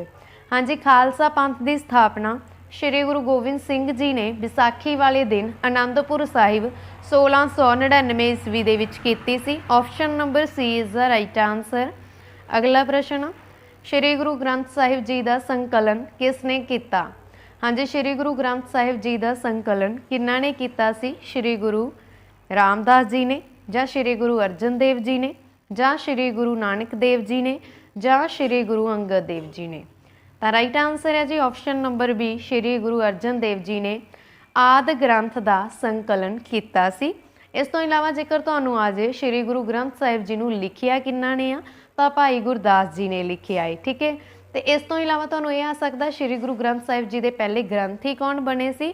ਭਾਈ ਆਪਾਂ ਕਹਿ ਸਕਦੇ ਬਾਬਾ ਬੁੱਢਾ ਜੀ। ਠੀਕ ਹੈ ਅਗਲਾ ਪ੍ਰਸ਼ਨ ਆ ਜੀ ਜਫਰਨਾਮਾ ਕਿਸ ਗੁਰੂ ਦੀ ਲਿਖਤ ਹੈ? ਹਾਂਜੀ ਜਫਰਨਾਮਾ ਸ਼੍ਰੀ ਗੁਰੂ ਗੋਬਿੰਦ ਸਿੰਘ ਜੀ ਦੀ ਲਿਖਤ ਆ ਜਾਂ ਸ਼੍ਰੀ ਗੁਰੂ ਅਰਜਨ ਦੇਵ ਜੀ ਦੀ ਲਿਖਤ ਆ ਜਾਂ ਸ਼੍ਰੀ ਗੁਰੂ ਨਾਨਕ ਦੇਵ ਜੀ ਦੀ ਲਿਖਤ ਆ ਜਾਂ ਸ਼੍ਰੀ ਗੁਰੂ ਅੰਗਦ ਦੇਵ ਜੀ ਦੀ ਲਿਖਤ ਆ। ਤਾਂ ਰਾਈਟ ਆਨਸਰ ਹੈ ਜੀ ਆਪਸ਼ਨ ਨੰਬਰ ਏ ਸ਼੍ਰੀ ਗੁਰੂ ਗੋਬਿੰਦ ਸਿੰਘ ਜੀ ਦੀ ਲਿਖਤ ਆ ਜਫਰਨਾਮਾ ਜਿਹੜਾ ਕਿ ਫਾਰਸੀ ਭਾਸ਼ਾ ਦੇ ਵਿੱਚ ਲਿਖਿਆ ਗਿਆ ਸੀ। ਤੇ ਕਿੰਨਾਂ ਨੂੰ ਲਿਖਿਆ ਗਿਆ ਸੀ? ਔਰੰਗਜ਼ੇਬ ਨੂੰ ਲਿਖਿਆ ਗਿਆ ਸੀ। ਅਗਲਾ ਪ੍ਰਸ਼ਨ ਆ ਜੀ ਸ਼੍ਰੀ ਗੁਰੂ ਗ੍ਰੰਥ ਸਾਹਿਬ ਵਿੱਚ ਕਿੰਨੇ ਗੁਰੂਆਂ ਦੀ ਬਾਣੀ ਦਰਜ ਹੈ? ਹਾਂਜੀ ਸ਼੍ਰੀ ਗੁਰੂ ਗ੍ਰੰਥ ਸਾਹਿਬ ਜੀ ਦੇ ਵਿੱਚ ਦੇਖੋ ਇਹ MCQ ਪੰਜਾਬ ਪਟਵਾਰੀ ਦੇ ਐਗਜ਼ਾਮ ਦੇ ਵਿੱਚ ਆਇਆ ਤੇ ਉਸ ਟਾਈਮ ਇੱਥੇ ਸੇਮ ਆਪਸ਼ਨਸ ਆਈਆਂ ਸੀ। ਮੈਂ ਤੁਹਾਨੂੰ ਇਹ ਦੱਸਣਾ ਚਾਹੁੰਦੀ ਹਾਂ कि वैसे तो श्री गुरु ग्रंथ साहिब जी दे विच 7 गुरुआं दी बाणी दर्ज आ। पहले 5 गुरु, इस तो इलावा श्री गुरु नानक देव पहले 5 गुरु ते उन्हां तो इलावा श्री गुरु गोबिंद सिंह जी ते श्री गुरु तेग बहादुर जी दी बाणी नूं ऐड कीता सी श्री गुरु गोबिंद सिंह जी ने। ठीक है, तां टोटल 7 गुरु बनते हैं जिन्हां दी बाणी आ श्री गुरु ग्रंथ साहिब जी दे विच। पर ऑप्शन के अकॉर्डिंग जिमें कि पंजाब पटवारी दे विच आया, तो मैं तुहानूं दस्सण दे लई ऐड किया कि उस टाइम असीं फिर ऑप्शन 6 लगावांगे। ठीक है, श्री गुरु ग्रंथ साहिब जी दे विच किन्ने गुरुआं दी बाणी दर्ज है? 6 गुरुआं दी बाणी दर्ज आ। ठीक है जी, अगला प्रश्न है, किसने सिख धर्म विच मंजी प्रथा की शुरुआत की सी? हाँ जी, मंजी प्रथा। मंजी प्रथा की शुरुआत किन्ना ने की सी? श्री गुरु नानक देव जी ने, श्री गुरु अंगद देव जी ने, श्री गुरु अमरदास जी ने, श्री गुरु अर्जन देव जी ने। तो राइट आंसर है जी ऑप्शन नंबर सी, श्री गुरु अमरदास जी ने सिख धर्म दे विच मंजी प्रथा की शुरुआत की सी। देखो, श्री गुरु अमरदास जी विरध अवस्था दे विच गुरगद्दी संभाली सी इन्हां ने, ते विरध अवस्था दे विच इन्हां दे लई बहुत मुश्किल सी एक जगह तो दूजी जगह जाके सिख धर्म का प्रचार करना। ठीक है, ये इन्हां नहीं तुर फिर सकते सी, तो इस करके इन्हां ने 22 मंजियां की स्थापना की सी, जिन्हां दे 22 मंजीदार स्थापित किए गए सी। वो अगे सिख धर्म का प्रचार भी करते सी, धार्मिक कारजां दे लई धन भी इकट्ठा करते सी। जिहड़ी भी माया उन्हां कोल इकट्ठी हुंदी सी उसनूं ओह गोयंदवाल साहिब श्री गुरु अमरदास जी कोल लैके आउंदे सी। ठीक है, ये तुसीं याद रखना। अगला प्रश्न आ, बठिंडे का पुराना नाम की है? विक्रमगढ़, रामगढ़, फूल जां वहिया कलां? हाँ जी, बठिंडे का पुराना नाम आ Vikramgarh. Option number A is the right answer. अगला प्रश्न है जी, सिखां दे सिक्के किसने शुरू किए सन? हाँ जी, नानक शाह अते गोबिंद शाही दे सिक्के जारी किए सी सब तो पहला बाबा बंदा सिंह बहादुर जी ने। तो सिखां दे सिक्के सब तो पहला शुरू किए सी बाबा बंदा सिंह बहादुर जी ने। ठीक है जी, option number D is the right answer. अगला प्रश्न, हेठ लिखियां विचों किसने अपने प्रचार विच समाज विच औरतां द्वारा निभाई महत्ता नूं पछाणिया सी? हाँ जी, अपने प्रचार दे विच जां अपने विचारां दे विच समाज दे विच जो औरतां द्वारा निभाई जा रही भूमिका है जां महत्ता है, उसनूं किन्ना ने सब तो पहला पहचानिया सी? श्री गुरु गोबिंद सिंह जी ने, जां श्री गुरु नानक देव जी ने, जां श्री गुरु रविदास जी ने, जां श्री गुरु अंगद देव जी ने? तो राइट आंसर है जी option number B, Shri Guru Nanak Dev ji ने सब तो पहला पहचानिया सी कि प्रचार दे विच समाज दे विच औरतां दी की भूमिका है।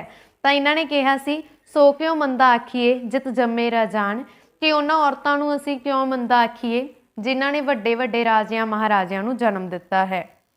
अगला प्रश्न, हाल ही विच किहड़े राज की राजधानी नूं बदलिया गया? हाँ जी, करंट अफेयर दे विच मैं तुहानूं रीसेंटली करवाया सी कि विशाखापट्टनम जो कि विशाखापट्टनम नूं आंध्र प्रदेश की राजधानी बनाया गया सी। तां हाल ही विच किहड़े राज की राजधानी नूं बदलिया गया? उत्तर प्रदेश नूं, मध्य प्रदेश की, आंध्र प्रदेश की जां मध्य प्रदेश की? बाय मिसटेक ऐड हो गई हिमाचल प्रदेश है। ठीक है, इत्थे उत्तर प्रदेश की कैपीटल है लखनऊ, मध्य प्रदेश की कैपीटल है भोपाल, हिमाचल प्रदेश दीयां 2 कैपीटल आ शिमला ते धर्मशाला, ते आंध्र प्रदेश की जो कैपीटल आ उसनूं चेंज कर दिता गया। देखो, हुण तक आंध्र प्रदेश की कैपीटल सी अमरावती, अमरावती तो हुण फिर आंध्र प्रदेश के चीफ मिनिस्टर ने घोषणा की आ विशाखापट्टनम नूं आंध्र प्रदेश की कैपीटल बनाउण दा।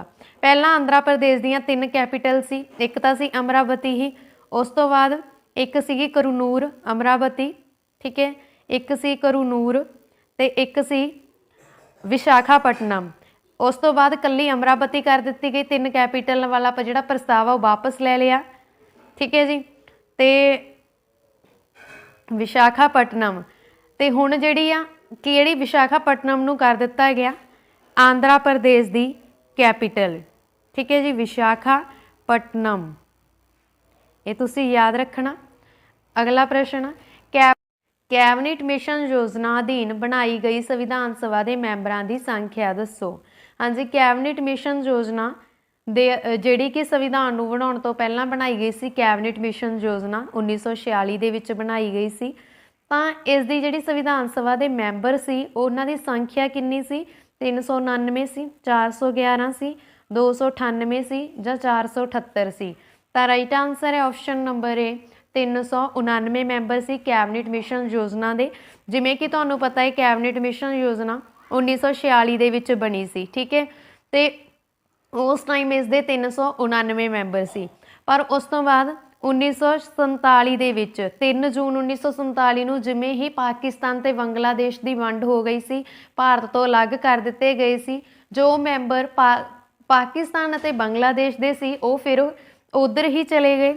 ਤਾਂ ਉਸ ਤੋਂ ਬਾਅਦ ਇਸ ਦੇ 299 ਮੈਂਬਰ ਰਹਿ ਗਏ ਸੀ, ਠੀਕ ਹੈ, ਇਹ ਤੁਸੀਂ ਯਾਦ ਰੱਖਣਾ। ਵੈਸੇ ਤਾਂ 299 ਰਹਿ ਗਏ ਸੀ, ਪਰ ਜਦੋਂ ਸੰਵਿਧਾਨ ਬਣ ਕੇ ਤਿਆਰ ਹੋਇਆ ਸੀ, ਸਾਈਨ ਕਰਨ ਦੀ ਵਾਰੀ ਆਈ ਸੀ, ਉਸ ਟਾਈਮ ਇਹਨਾਂ ਦੇ ਵਿੱਚੋਂ ਅੱਧਿਆਂ ਦੀ ਡੈਥ ਹੋ ਗਈ ਸੀ, ਤੇ ਜਿਸ ਦੇ ਵਿੱਚ 284 ਮੈਂਬਰ ਰਹਿ ਗਏ ਸੀ, ਤੇ ਵਿੱਚੋਂ 15 ਮਹਿਲਾਵਾਂ ਸੀ। ਅਗਲਾ ਪ੍ਰਸ਼ਨ, ਹੇਠ ਲਿਖਿਆਂ ਵਿੱਚੋਂ ਕਿਸ ਨੇ ਸੰਵਿਧਾਨ ਸਭਾ ਦੇ ਸਥਾਈ ਮੈਂਬਰ ਦੇ ਤੌਰ ਤੇ ਕੰਮ ਕੀਤਾ? ਹਾਂਜੀ, ਸੰਵਿਧਾਨ ਸਭਾ ਦੀ ਜਿਹੜੀ ਪਹਿਲੀ ਮੀਟਿੰਗ ਆ ਉਹ 9 ਦਸੰਬਰ 1946 ਨੂੰ ਹੋਈ ਸੀ, ਜਿਸ ਦੇ ਅਸਥਾਈ ਰੂਪ ਦੇ ਵਿੱਚ ਚੇਅਰਮੈਨ ਬਣਾਏ ਗਏ ਸੀ ਡਾਕਟਰ ਸਚਿਦਾਨੰਦ ਸਿਨਹਾ, ਠੀਕ ਹੈ, ਪਹਿਲੀ ਬੈਠਕ ਦੇ। ਤੇ ਅਸਥਾਈ ਚੇਅਰਮੈਨ ਸੀ। ਅਸਥਾਈ ਚੇਅਰਮੈਨ ਦੀ ਜੇਕਰ ਅਸੀਂ ਗੱਲ ਕਰੀਏ, ਠੀਕ ਹੈ, ਜਾਂ ਆਪਾਂ ਕਹਿ ਸਕਦੇ ਸਥਾਈ ਮੈਂਬਰ ਦੀ ਜਾਂ ਚੇਅਰਮੈਨ ਦੀ, ਤਾਂ ਇਹ ਕੀ ਕਰਦੇ ਹੁੰਦੇ ਆ, ਇਹ ਦੱਸਦੇ ਹੁੰਦੇ ਆ ਖੜੇ ਹੋ ਕੇ ਜਿਵੇਂ ਸੰਸਦ ਭਵਨ ਦੇ ਵਿੱਚ ਕਿ ਹੁਣ ਕੌਣ ਬੋਲੇਗਾ, ਕੌਣ ਵਿਚਾਰ ਪੇਸ਼ ਕਰੇਗਾ, ਕਿਹਦੀ ਵਾਰੀ ਆਏਗੀ, ਠੀਕ ਹੈ, ਇੱਦਾਂ ਦਾ ਕੰਮ ਹੁੰਦਾ ਇਹਨਾਂ ਦਾ। ਤਾਂ ਜੋ ਸਥਾਈ ਮੈਂਬਰ ਦੇ ਬਣੇ ਸੀ ਸੰਵਿਧਾਨ ਸਭਾ ਦੇ, ਜਿਵੇਂ ਦੂਜੀ ਮੀਟਿੰਗ ਹੋਈ ਸੀ 11 ਦਸੰਬਰ 1946 ਨੂੰ, ਤਾਂ 11 ਦਸੰਬਰ 1946 ਦੇ ਵਿੱਚ ਸਥਾਈ ਮੈਂਬਰ ਦੇ ਤੌਰ ਤੇ ਡਾਕਟਰ ਰਜਿੰਦਰ ਪ੍ਰਸਾਦ ਸੰਵਿਧਾਨ ਸਭਾ ਦੀ ਮੀਟਿੰਗ ਦੇ ਚੇਅਰਮੈਨ ਬਣੇ ਸੀ। Option C is the right answer. ਤੇ ਉਸ ਤੋਂ ਬਾਅਦ 24 ਜਨਵਰੀ 1950 ਨੂੰ ਇਹਨਾਂ ਨੂੰ ਭਾਰਤ ਦੇ ਪਹਿਲੇ ਰਾਸ਼ਟਰਪਤੀ ਘੋਸ਼ਿਤ ਕੀਤਾ ਗਿਆ ਸੀ, ਠੀਕ ਹੈ ਜੀ। ਅਗਲਾ ਪ੍ਰਸ਼ਨ, ਸੰਵਿਧਾਨ ਸਭਾ ਦੀ ਪਹਿਲੀ ਬੈਠਕ ਕਦੋਂ ਹੋਈ ਸੀ? ਹਾਂਜੀ, ਮੈਂ ਤੁਹਾਨੂੰ ਆਲਰੇਡੀ ਦੱਸ ਚੁੱਕੀ ਹਾਂ ਕਦੋਂ ਹੋਈ ਸੀ ਸੰਵਿਧਾਨ ਸਭਾ ਦੀ ਹੁਣ ਪਹਿਲੀ ਬੈਠਕ। 26 ਜਨਵਰੀ ਨੂੰ, 26 ਅਗਸਤ ਨੂੰ, ਜਾਂ 9 ਦਸੰਬਰ ਨੂੰ, ਜਾਂ 26 ਨਵੰਬਰ ਨੂੰ। ਤਾਂ ਸਭ ਤੋਂ ਪਹਿਲਾਂ ਤੁਸੀਂ ਯਾਦ ਰੱਖਣਾ ਕਿ ਸੰਵਿਧਾਨ ਸਭਾ ਦੀ ਜਿਹੜੀ ਬੈਠਕ ਆ ਉਹ ਕੈਬਨਿਟ ਮਿਸ਼ਨ ਦੇ ਆਧਾਰ ਤੇ ਹੋਈ ਸੀ। ਕੈਬਨਿਟ ਮਿਸ਼ਨ ਦੀ ਸਥਾਪਨਾ 1946 ਦੇ ਵਿੱਚ ਹੋਈ ਸੀ, ਤਾਂ ਇੱਥੇ 1946 ਲਿਖਿਆ, ਪਹਿਲੀ ਮੀਟਿੰਗ 9 ਦਸੰਬਰ 1946 ਨੂੰ ਹੋਈ ਸੀ।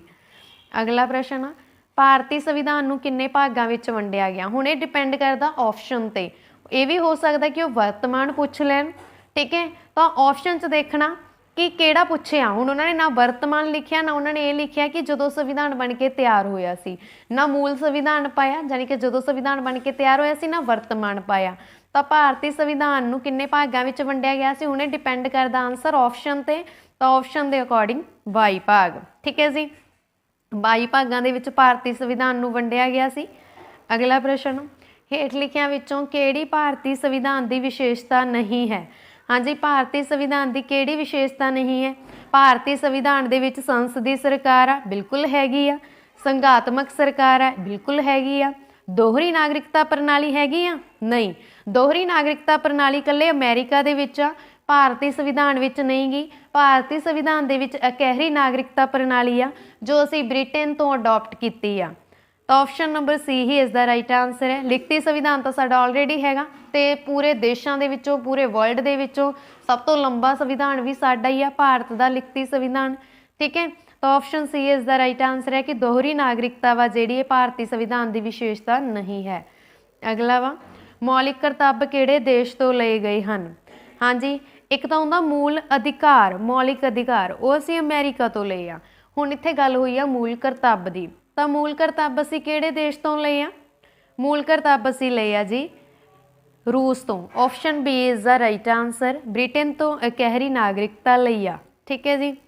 ਅਗਲਾ ਪ੍ਰਸ਼ਨ, ਕਾਜ਼ੀਰੰਗਾ ਨੈਸ਼ਨਲ ਪਾਰਕ ਦਾ ਸੰਬੰਧ ਕਿਹੜੇ ਰਾਜ ਨਾਲ ਹੈ? ਹਾਂਜੀ, ਕਾਜ਼ੀਰੰਗਾ ਨੈਸ਼ਨਲ ਪਾਰਕ, ਇਸ ਦਾ ਸੰਬੰਧ ਕਿਹੜੇ ਰਾਜ ਨਾਲ ਆ? ਕਾਜ਼ੀਰੰਗਾ ਨੈਸ਼ਨਲ ਪਾਰਕ ਆ ਜਿਹੜਾ ਇੱਕ ਸਿੰਗ ਵਾਲੇ ਗੈਂਡੇ ਦੇ ਲਈ ਫੇਮਸ ਆ, ਤੇ ਇਹ ਅਸਾਮ ਦੇ ਵਿੱਚ ਆ। Option B is the right answer. Assam the capital ਕੀ ਆ? ਦੀਸ਼ਪੁਰ, ਠੀਕ ਹੈ, ਇਹ ਤੁਸੀਂ ਯਾਦ ਰੱਖਣਾ।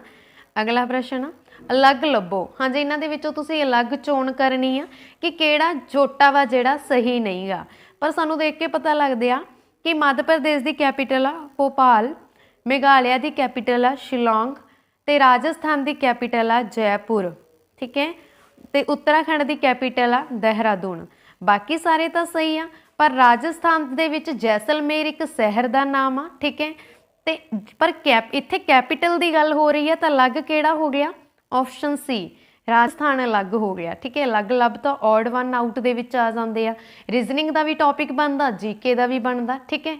रीजनिंग दे विच ऑड वन आउट तुसीं सुनिया होना, उहदे विच इस तरह के सम भी आउंदे आ, जीके दे वल्लों भी बनता वा क्योंकि कैपीटल्स आ रही ने। अगला प्रश्न आ जी, विशेषण दीयां किन्नियां किस्मां हुंदियां हन? 4 हुंदियां, 5 हुंदियां, 6 हुंदियां जां 7 हुंदियां? देखो विशेषण आ जिहड़ा इस दीयां किस्मां हुंदियां वा, विशेषण दीयां किस्मां हुंदियां वा किन्नियां हुंदियां वा? 5। नाम दीयां भी 5 हुंदियां, विशेषण दीयां भी 5 हुंदियां ने, ठीक है। ये तुसीं याद रखना, वैरी इंपॉर्टेंट टॉपिक आ कि विशेषण दीयां किस्मां या नाम दीयां किस्मां जरूर पुछ लिया जांदा वा, जां पड़नाम दीयां। तां नाम दीयां किस्मां भी 5 हुंदियां वा ते विशेषण दीयां किस्मां भी 5 हुंदियां ने, ठीक है जी।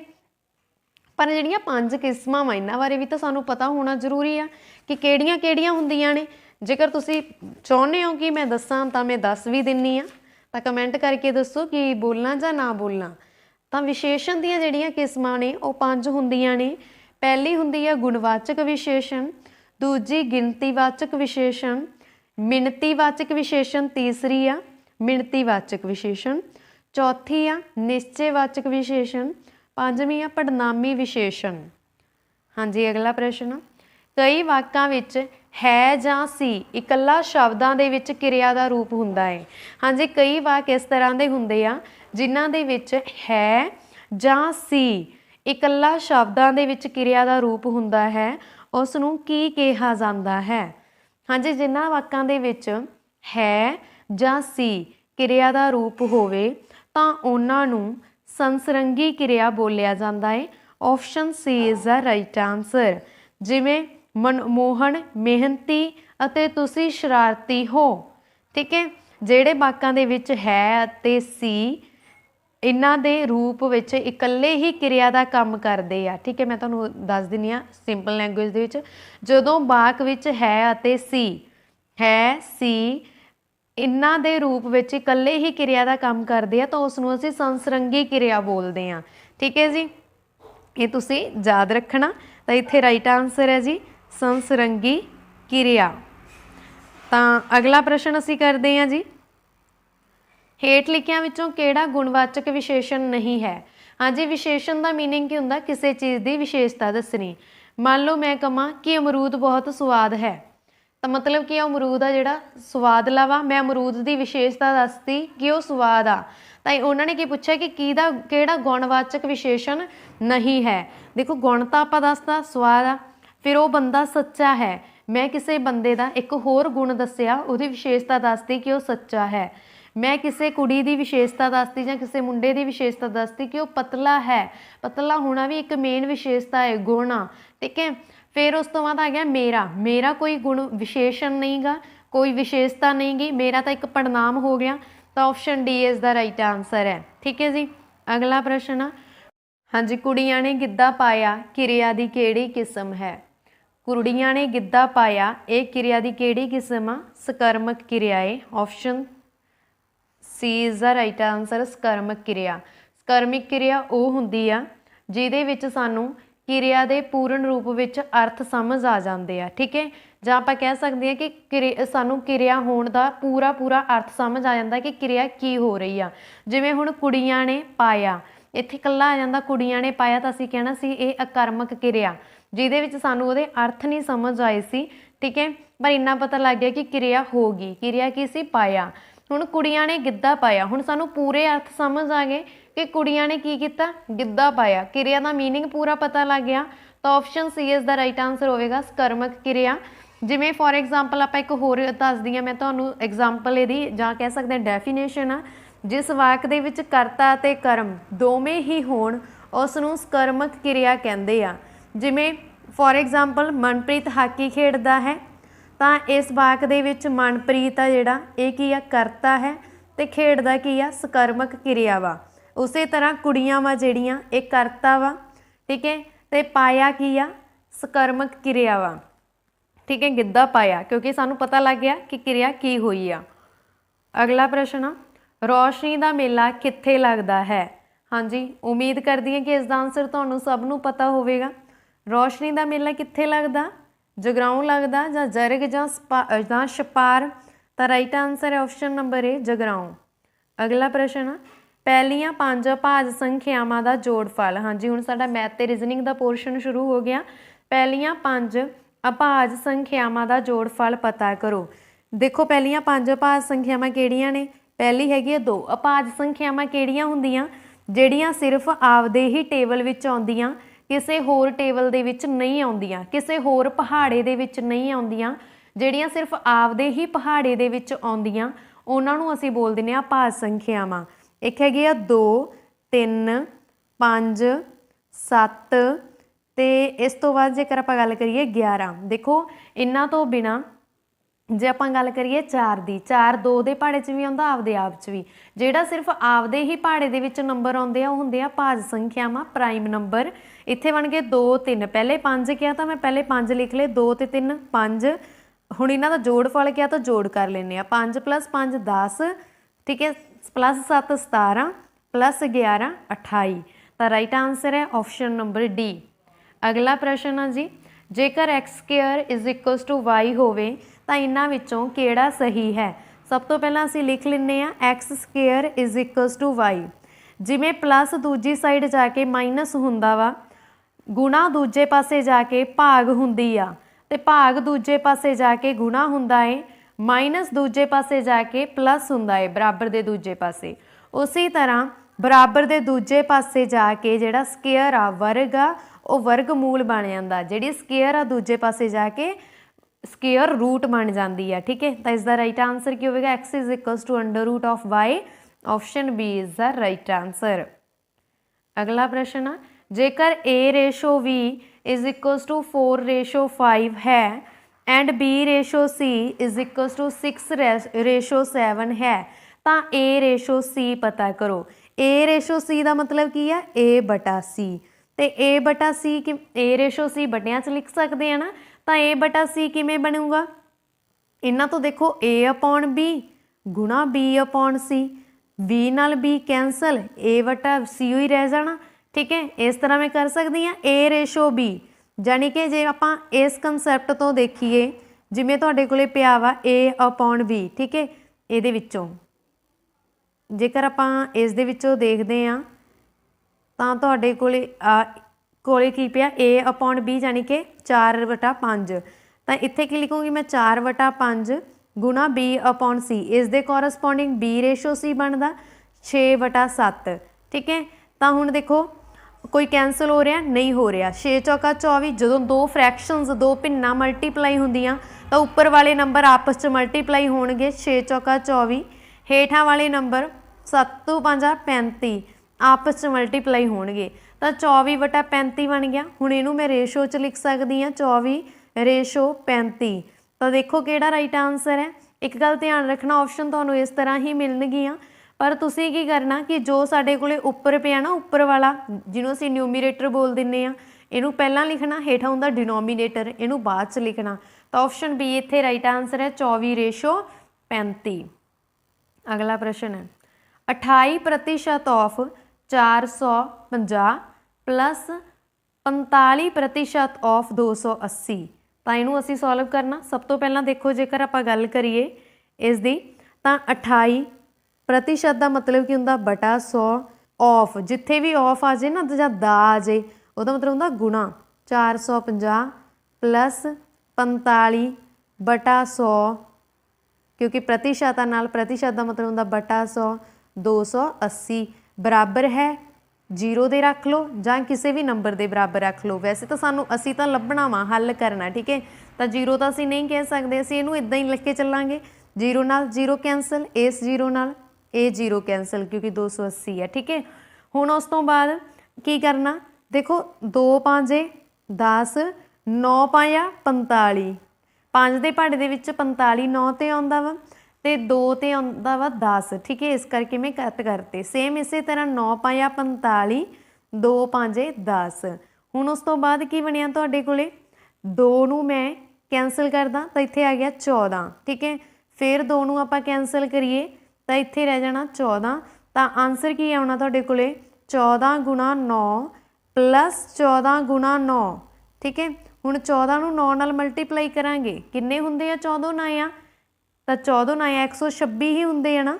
126 प्लस 126 प्लस 126, ਜਦੋਂ मैं इन्हां नूं प्लस करूँगी 6 6 12 2 2 4 ਤੇ 1 5 252, ਤਾਂ ਰਾਈਟ ਆਨਸਰ ਆ ਗਿਆ ਤੁਹਾਡੇ ਕੋਲੇ ਆਪਸ਼ਨ ਬੀ 252। ਅਗਲਾ ਪ੍ਰਸ਼ਨ ਅਸੀਂ ਕਰਦੇ ਹਾਂ ਜੀ। ਹਾਂਜੀ, ਨੈਕਸਟ ਤੁਸੀਂ ਦੇਖ ਸਕਦੇ ਆ 30 ਅਤੇ 50 ਵਿਚਕਾਰ ਸਾਰੀਆਂ ਭਾਜ ਸੰਖਿਆਵਾਂ ਦੀ ਔਸਤ ਪਤਾ ਕਰੋ। ਹਾਂਜੀ, 30 ਅਤੇ 50 ਦੇ ਵਿਚਕਾਰ ਸਾਰੀਆਂ ਭਾਜ ਸੰਖਿਆਵਾਂ ਦੀ ਅਸੀਂ ਔਸਤ ਲੱਭਣੀ ਆ। ਤਾਂ ਪਹਿਲਾਂ ਅਸੀਂ ਦੇਖਦੇ ਹਾਂ ਕਿ 30 ਤੋਂ ਲੈ ਕੇ 50 ਤੱਕ ਭਾਜ ਸੰਖਿਆਵਾਂ ਹੈ ਕਿਹੜੀਆਂ ਨੇ, ਠੀਕ ਹੈ। ਔਸਤ ਦਾ ਫਾਰਮੂਲਾ ਹੁੰਦਾ ਵਾ, ਲਿਖ ਲਓ ਆਪਦੀ ਨੋਟਬੁੱਕਸ ਤੇ।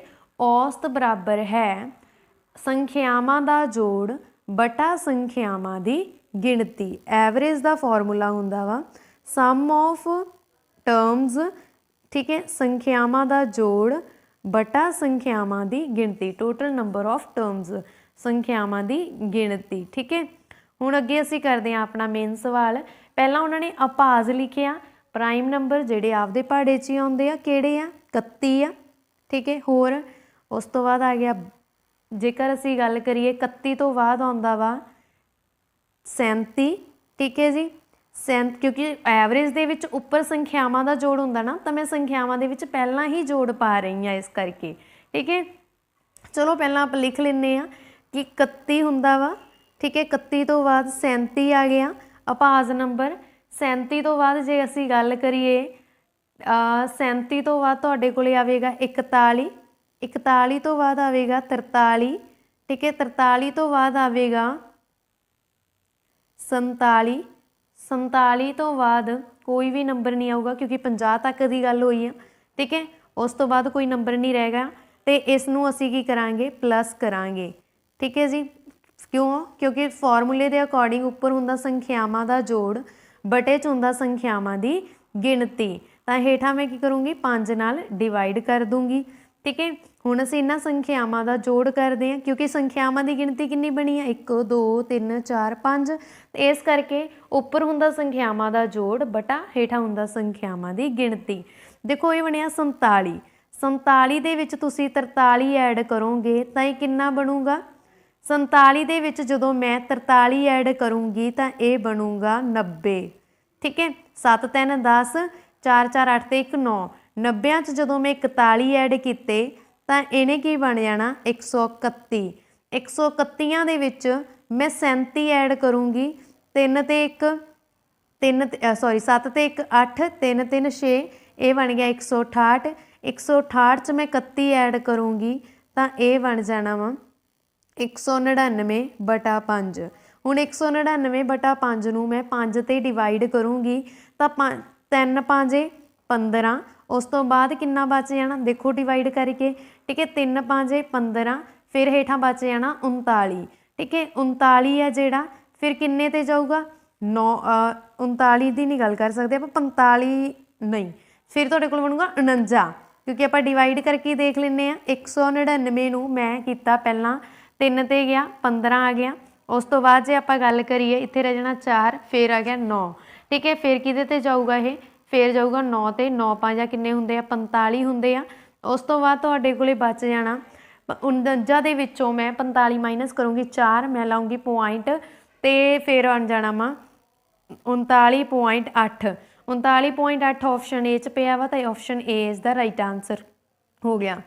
ਅਗਲਾ ਪ੍ਰਸ਼ਨ ਆ ਏ ਡੀ ਜੀ ਜੇ ਤੋਂ ਬਾਅਦ ਕੀ ਆਵੇਗਾ। ਤੁਸੀਂ ਦੇਖੋ A B C D E F G H I J K L M N ਓ। ਵੈਸੇ ਏਡੀ ਦੂਰ ਜਾਣ ਦੀ ਲੋੜ ਨਹੀਂ ਸੀਗੀ, ਮੈਂ ਇਹ ਤੁਹਾਨੂੰ 2 ਮੈਥਡ ਦੇ ਨਾਲ ਕਰਵਾਵਾਂਗੀ ਸਮ। ਤੁਸੀਂ ਦੇਖੋ ਏ ਤੋਂ ਬਾਅਦ 2 ਛੱਡੇ ਡੀ ਆ ਗਿਆ, ਠੀਕ ਹੈ। ਫਿਰ ਡੀ ਤੋਂ ਬਾਅਦ 2 ਅੱਖਰ ਛੱਡੇ ਜੀ ਆ ਗਿਆ, ਫਿਰ 2 ਅੱਖਰ ਛੱਡੇ ਜੇ ਆ ਗਿਆ, ਤੇ 2 ਅੱਖਰ ਆਪਾਂ ਛੱਡ ਦਿੰਨੇ ਆ ਐਮ ਆ ਗਿਆ। ਤਾਂ ਆਪਸ਼ਨ ਸੀ ਇਸ ਦਾ ਰਾਈਟ ਆਨਸਰ ਹੈ। ਬਾਈ ਚਾਂਸ ਸਟੂਡੈਂਟਸ ਨੂੰ ਇਹ ਮੈਥਡ ਥੋੜਾ ਟਫ ਲੱਗਦਾ ਹੈ ਤਾਂ ਤੁਸੀਂ ਕੀ ਕਰੋ, ਤੁਹਾਨੂੰ ਪਤਾ ਹੈ ਏ ਬੀ ਸੀ 'ਚ 1 ਨੰਬਰ ਤੇ ਆਉਂਦਾ ਵਾ, ਡੀ ਏ ਬੀ ਸੀ 'ਚ 4 ਤੇ ਆਉਂਦਾ ਵਾ, जी ए बी सी च 7 ਤੇ ਆਉਂਦਾ ਵਾ, जे ए बी सी ਦੇ ਵਿੱਚ 10 ਤੇ ਆਉਂਦਾ ਵਾ।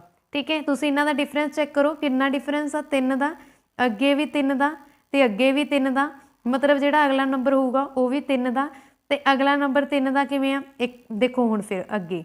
ਠੀਕ ਹੈ, 1 + 3 4 ਬਣ ਗਿਆ, 4 + 3 7 ਬਣ ਗਿਆ, 7 + 3 10 ਬਣ ਗਿਆ, 10 + 3 13 ਬਣ ਗਿਆ, 13 ਤੇ ਹੁੰਦਾ m, ਤਾਂ ਆਪਸ਼ਨ ਨੰਬਰ ਸੀ ਇਸ ਦਾ ਰਾਈਟ ਆਂਸਰ ਹੈ m। ਇਸ ਤਰ੍ਹਾਂ ਵੀ ਕਰ ਸਕਦੇ ਹੋ। ਅਗਲਾ ਪ੍ਰਸ਼ਨ 1 9, ਹਾਂਜੀ 1 ਦੀ ਪਾਵਰ 2, ਫਿਰ 3 ਦੀ ਪਾਵਰ 2 9 ਹੁੰਦਾ, ਫਿਰ 5 ਦੀ ਪਾਵਰ 2 25 ਹੁੰਦਾ, ਫਿਰ 7 ਦੀ ਪਾਵਰ 2 49 ਹੁੰਦਾ। ਉਸ ਤੋਂ ਬਾਅਦ ਕੀ ਅੱਖਰ ਆਵੇਗਾ? ਠੀਕ ਹੈ, ਦੇਖੋ 1 3 ਤੀਏ 9, 5 5 25, 7 7 49, ਪਰ ਨੰਬਰਾਂ 'ਚੋਂ ਦੇਖਣ ਤੋਂ ਪਤਾ ਲੱਗਦਾ ਕਿ ਇਹ ਕੀ ਆ, ਔਡ ਨੰਬਰ ਆ। ਤਾਂ 7 ਤੋਂ ਬਾਅਦ ਕਿਹੜਾ ਨੰਬਰ ਆਊਗਾ? ਟਾਂਕ ਸੰਖਿਆਵਾਂ ਦੀ ਗਿਣਤੀ ਚੱਲ ਰਹੀ ਆ, ਟਾਂਕ ਸੰਖਿਆਵਾਂ ਕਿਹੜੀ ਆਊਗੀ? ਫਿਰ 7 ਤੋਂ ਬਾਅਦ ਕਿਹੜੀ ਹੁੰਦੀ ਆ? 7 ਤੋਂ ਬਾਅਦ ਹੁੰਦੀ ਆ 9, 9 ਦਾ ਸਕੁਅਰ ਕਿੰਨਾ ਆਊਗਾ? 81। ਠੀਕ ਹੈ, 9 ਤੋਂ ਬਾਅਦ ਹੁੰਦੀ ਆ 11, 11 ਦਾ ਸਕੁਅਰ ਹੁੰਦਾ 121, ਤਾਂ ਇੱਥੇ ਦਿੱਤਾ ਹੀ ਹੋਇਆ, ਤਾਂ ਆਪਸ਼ਨ ਬੀ ਇਸ ਦਾ ਰਾਈਟ ਆਂਸਰ ਹੋਵੇਗਾ। ਅਗਲਾ ਪ੍ਰਸ਼ਨ ਆ, ਜੇਕਰ ਈ ਨੂੰ 5 ਲਿਖਿਆ ਜਾਂਦਾ, ਪੈਨ ਨੂੰ 35 ਲਿਖਿਆ ਜਾਵੇ ਤਾਂ ਪੇਜ ਨੂੰ ਕੀ ਲਿਖਿਆ ਜਾਵੇਗਾ?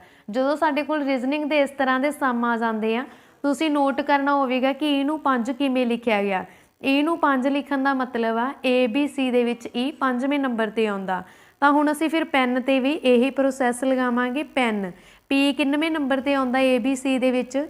ਪੀ ਦੀ ਜੇਕਰ ਮੈਂ ਗੱਲ ਕਰਾਂ ਤਾਂ ਪੀ ਤੁਹਾਡੇ ਕੋਲ ਆਈ ਥਿੰਕ 16ਵੇਂ ਨੰਬਰ 'ਤੇ ਆਉਂਦਾ, ਫਿਰ ਤੁਹਾਡੇ ਕੋਲ ਈ 5 'ਤੇ ਆਉਂਦਾ ਤੇ ਐਨ ਆ ਜਿਹੜਾ ਉਹ 14 'ਤੇ ਆਉਂਦਾ। ਹੁਣ ਆਪਾਂ ਇਹਨਾਂ ਨੂੰ ਐਡ ਕਰਕੇ ਦੇਖ ਲੈਂਦੇ ਹਾਂ ਕਿੰਨਾ ਬਣਦਾ ਵਾ। 6 5 11, 11 ਤੇ 4 15। ਠੀਕ ਹੈ, ਉਸ ਤੋਂ ਬਾਅਦ ਤੁਹਾਡੇ ਕੋਲ ਬਣੂਗਾ 3 35, 35 ਬਣ ਗਿਆ ਨਾ। ਤਾਂ ਹੁਣ ਜਿਹੜਾ ਪੈਨ 'ਤੇ ਅਸੀਂ ਪ੍ਰੋਸੈਸ ਲਾਇਆ ਇਹੀ ਅਸੀਂ ਪੇਜ 'ਤੇ ਲਗਾ ਲੈਂਦੇ ਹਾਂ। ਠੀਕ ਹੈ, ਪੀ ਕਿੰਨੇ 'ਤੇ ਹੁੰਦਾ? 16 'ਤੇ ਹੁੰਦਾ, ਏ 1 'ਤੇ ਹੁੰਦਾ, ਜੀ 7 'ਤੇ ਹੁੰਦਾ ਤੇ ਈ 5 'ਤੇ ਹੁੰਦਾ। ਹੁਣ ਦੇਖੋ 16 ਤੇ 1 17, 17 ਤੇ 7 24, 24 ਤੇ 5 29, ਤਾਂ ਆਪਸ਼ਨ ਨੰਬਰ ਸੀ ਇਸ ਦਾ ਰਾਈਟ ਆਂਸਰ ਹੈ। ਇੱਕ ਵਾਰ ਦੁਬਾਰਾ ਕਾਊਂਟ ਕਰ ਲੈਂਦੇ ਹਾਂ, 7 5 12, 12 ਤੇ 1 13, 13 ਤੇ 16 29। ਠੀਕ ਹੈ ਜੀ, ਅਗਲਾ ਪ੍ਰਸ਼ਨ ਹਾਂਜੀ ਅੱਗੇ ਤੁਹਾਨੂੰ ਸਟੇਟਮੈਂਟ ਐਂਡ ਕਨਕਲੂਜਨ ਦੇ ਵਿੱਚੋਂ ਆਇਆ ਕਥਨ ਦਿੱਤਾ ਹੋਇਆ ਤੇ ਤੁਸੀਂ ਸਿੱਟੇ ਦੇਖਣੇ ਆ ਕਿਹੜੇ ਨਿਕਲਦੇ ਆ। ਸਭ ਤੋਂ ਪਹਿਲਾਂ ਜੋ ਕਥਨ ਦਿੱਤਾ ਅਸੀਂ ਉਸ ਤੋਂ ਇੱਕ ਸਟਰਕਚਰ ਕ੍ਰੀਏਟ ਕਰਾਂਗੇ। ਕੁਝ ਹਵਾਈ ਜਹਾਜ਼ ਟੈਕਸੀਆਂ ਹਨ। ਇਹ ਮੈਂ ਕੁਝ ਹਵਾਈ ਜਹਾਜ਼ ਬਣਾ ਲਏ ਜਿਹੜੇ ਕੀ ਆ ਐਰੋਪਲੇਨ ਆ ਜਿਹੜੇ। ਠੀਕ ਹੈ, ਹਵਾਈ ਜਹਾਜ਼ ਕੀ ਆ? ਟੈਕਸੀਆਂ ਨੇ। ਕੁਝ ਦੀ ਗੱਲ ਹੋਈ ਹੈ ਤਾਂ ਕੁਝ ਦੇ ਲਈ ਇਹੀ ਸਟਰਕਚਰ ਬਣੂਗਾ ਨਾ। ਇਹ ਟੈਕਸੀਆਂ ਨੇ, ਇਹ ਹਵਾਈ ਜਹਾਜ਼ ਆ, ਇਹਨਾਂ ਦੇ ਵਿੱਚੋਂ ਕੁਝ ਹਵਾਈ ਜਹਾਜ਼ ਕੀ ਆ? ਟੈਕਸੀਆਂ ਨੇ। ਫਿਰ ਅੱਗੇ ਕੁਝ ਟੈਕਸੀਆਂ ਗੱਡੇ ਹਨ। ਇਹਨਾਂ ਦੇ ਵਿੱਚੋਂ ਕੁਝ ਟੈਕਸੀਆਂ ਕੀ ਨੇ? ਗੱਡੇ ਹਨ। ਮਤਲਬ ਇੰਨੀਆਂ ਟੈਕਸੀਆਂ ਪਈਆਂ ਨੇ ਜਿਹੜੀਆਂ ਕੀ ਨੇ? ਗੱਡੇ ਆ। ਠੀਕ ਹੈ, ਤੁਸੀਂ ਦੇਖ ਸਕਦੇ ਹੋ ਇਹ ਟੈਕਸੀ ਆ, ਇਹ ਕੀ ਆ? ਗੱਡੇ ਆ, ਤੇ ਇਹ ਵਾਲੇ ਜਿਹੜੇ ਆ ਹਵਾਈ ਜਹਾਜ਼ ਟੈਕਸੀਆਂ ਨੇ। ਹੁਣ ਉਹਨਾਂ ਨੇ ਸਿੱਟਾ ਕੀ ਦਿੱਤਾ ਕਿ ਕੁਝ ਟੈਕਸੀਆਂ ਹਵਾਈ ਜਹਾਜ਼ ਹਨ, ਤਾਂ ਅਸੀਂ ਤਾਂ ਇੱਥੇ ਹੀ ਕਹਿ ਚੁੱਕੇ ਹਾਂ ਕਿ ਕੁਝ ਹਵਾਈ ਜਹਾਜ਼ ਟੈਕਸੀਆਂ ਹਨ, ਤਾਂ ਫਿਰ ਕੁਝ ਟੈਕਸੀਆਂ ਵੀ ਤਾਂ ਹਵਾਈ ਜਹਾਜ਼ ਹੋਣਗੀਆਂ। ਇੱਥੋਂ ਸਟਰਕਚਰ ਹੀ ਇਹ ਕਹਿ ਰਿਹਾ ਕਿ ਕੁਝ ਟੈਕਸੀਆਂ ਕੀ ਹੋਣਗੀਆਂ? ਹਵਾਈ ਜਹਾਜ਼ ਹੋਣਗੀਆਂ। ਮਤਲਬ ਕਿ ਇੰਨੀਆਂ ਕੁ ਹੋਣਗੀਆਂ ਜਿਹੜੀਆਂ ਪਈਆਂ ਵਾ ਸੈਂਟਰ 'ਚ, ਤਾਂ ਦੈਟ ਮੀਨਸ ਪਹਿਲਾਂ ਤਾਂ ਫੋਲੋ ਕਰ ਰਿਹਾ ਵਾ। ਅੱਗੇ ਦੂਸਰਾ ਦੇਖ ਲੈਂਦੇ ਹਾਂ, ਕੁਝ ਟੈਕਸੀਆਂ ਗੱਡੇ ਹਨ, ਤਾਂ ਕੁਝ ਟੈਕਸੀਆਂ ਗੱਡੇ ਹਨ। ਟੈਕਸੀਆਂ ਕਿੱਥੇ ਆ? ਕੁਝ ਟੈਕਸੀਆਂ ਕੁਝ ਜਹਾਜ਼ ਗੱਡੇ ਹਨ। ਜਹਾਜ਼ ਇਹ ਪਏ ਆ, ਟੈਕਸੀਆਂ ਦੂਰ ਪਈਆਂ ਨੇ। ਸਟਰਕਚਰ ਤੋਂ ਦੇਖੋ ਅਸੀਂ ਸਟਰਕਚਰ ਉਹ ਕ੍ਰੀਏਟ ਕੀਤਾ ਜਿਹੜਾ ਕਥਨ ਕਹਿ ਰਿਹਾ ਸੀ। ਸਿੱਟੇ ਦਾ ਮਤਲਬ ਹੁੰਦਾ ਅਸੀਂ ਫੋਲੋ ਕਰਕੇ ਦੇਖਣਾ। ਕੁਝ ਜਹਾਜ਼ ਗੱਡੇ ਹਨ, ਕੀ ਇਹਦੇ 'ਚ ਹੈਗੇ ਆ? ਨਹੀਂ ਗੇ। ਦੈਟ ਮੀਨਸ ਦੂਜਾ ਫੋਲੋ ਨਹੀਂ ਕੀਤਾ, ਤਾਂ ਕੇਵਲ ਸਿੱਟਾ 1 ਹੀ ਨਿਕਲਦਾ ਹੈ। ਆਪਸ਼ਨ ਏ ਇਸ ਦਾ ਰਾਈਟ ਆਂਸਰ ਹੈ। ਅਗਲਾ ਪ੍ਰਸ਼ਨ, ਪ੍ਰਸ਼ਾਂਤ ਦੇ 3 ਬੱਚੇ ਹਨ, ਸੰਗੀਤਾ, ਬਿਮਲ ਅਤੇ ਆਸ਼ੀਸ਼। ਆਸ਼ੀਸ਼ ਨੇ ਸ਼੍ਰੀਮਾਨ ਅਤੇ ਸ਼੍ਰੀਮਤੀ ਰਾਏ ਦੀ ਵੱਡੀ ਕੁੜੀ ਨਾਲ ਵਿਆਹ ਕਰਵਾਇਆ।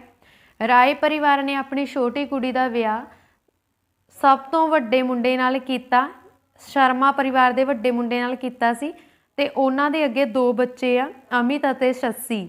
ਸਮੀਰ ਅਤੇ ਅਜੇ ਆਸ਼ੀਸ਼ ਅਤੇ ਮੋਨਿਕਾ ਦੇ ਮੁੰਡੇ ਹਨ। ਰਸ਼ਮੀ ਅਮਿਤ ਦੀ ਕੁੜੀ ਹੈ। ਸ਼੍ਰੀਮਤੀ ਰਾਏ ਦਾ ਆਸ਼ੀਸ਼ ਨਾਲ ਕੀ ਸੰਬੰਧ ਹੈ? ਦੇਖੋ ਇਹ ਜੋ ਬਲੱਡ ਰਿਲੇਸ਼ਨ ਦੇ ਸਮ ਹੁੰਦੇ ਆ ਨਾ, ਇਹ ਬਹੁਤ ਵੱਡੇ ਜ਼ਿਆਦਾ ਮਾਤਰਾ ਦੇ ਵਿੱਚ ਵਧਾ ਚੜਾ ਕੇ ਲਿਖਿਆ ਹੁੰਦਾ, ਜਦ ਕਿ ਆਨਸਰ ਵਿੱਚ ਹੀ ਪਿਆ ਹੁੰਦਾ। देखो उन्होंने पूछा श्रीमती राय तुसी देख सकते हो इत्थे श्रीमती राय दा शीश नाल की संबंध आ। पर जेकर असीं इत्थों लाइन पढ़ीए श्रीमान आशीष इत्थे लिखिया होया आशीष ने श्रीमान ਅਤੇ श्रीमती राय ਦੀ ਵੱਡੀ ਕੁੜੀ ਨਾਲ ਵਿਆਹ ਕਰਵਾਇਆ। ਤਾਂ श्रीमती राय जिस ਦਾ ਇੱਥੇ ਪੁੱਛਿਆ ਗਿਆ ਇਹ ਸੰਬੰਧ, ਠੀਕ ਹੈ, ਜਿਸ ਦਾ ਇੱਥੇ ਪੁੱਛਿਆ ਗਿਆ ਇਹ ਸੰਬੰਧ ਤਾਂ ਉਹ ਕੀ ਆ श्रीमती ਦੀ ਸੱਸ श्रीमती राय ਦਾ ਆਸ਼ੀਸ਼ ਨਾਲ ਕੀ ਸੰਬੰਧ ਆ, ਸੱਸ ਦਾ ਹੀ ਸੰਬੰਧ ਹੋਇਆ ਨਾ, ਕਿਉਂਕਿ ਆਸ਼ੀਸ਼ ਨੇ श्रीमान ਅਤੇ श्रीमती राय ਦੀ ਵੱਡੀ ਕੁੜੀ ਨਾਲ ਵਿਆਹ ਕਰਵਾਇਆ। ਤਾਂ ਹੋਰ ਲਾਈਨਾਂ ਦਾ ਤਾਂ ਵਿੱਚ ਕੋਈ ਰੋਲ ਹੀ ਨਹੀਂ, ਤਾਂ श्रीमती राय ਦਾ ਆਸ਼ੀਸ਼ ਨਾਲ ਸੱਸ ਦਾ ਸੰਬੰਧ ਆ। Option A is the right answer. हाँ जी, इस दे नाल साडी अज दी ये वीडियो खत्म होंदी है। ये वीडियो तुहानू किस तरह की लगी कृपा करके कमेंट बॉक्स दे विच जरूर दस देना। जेकर वीडियो चंगी लगी होवे तां प्लीज़ वीडियो नू लाइक अते शेयर जरूर कर देना।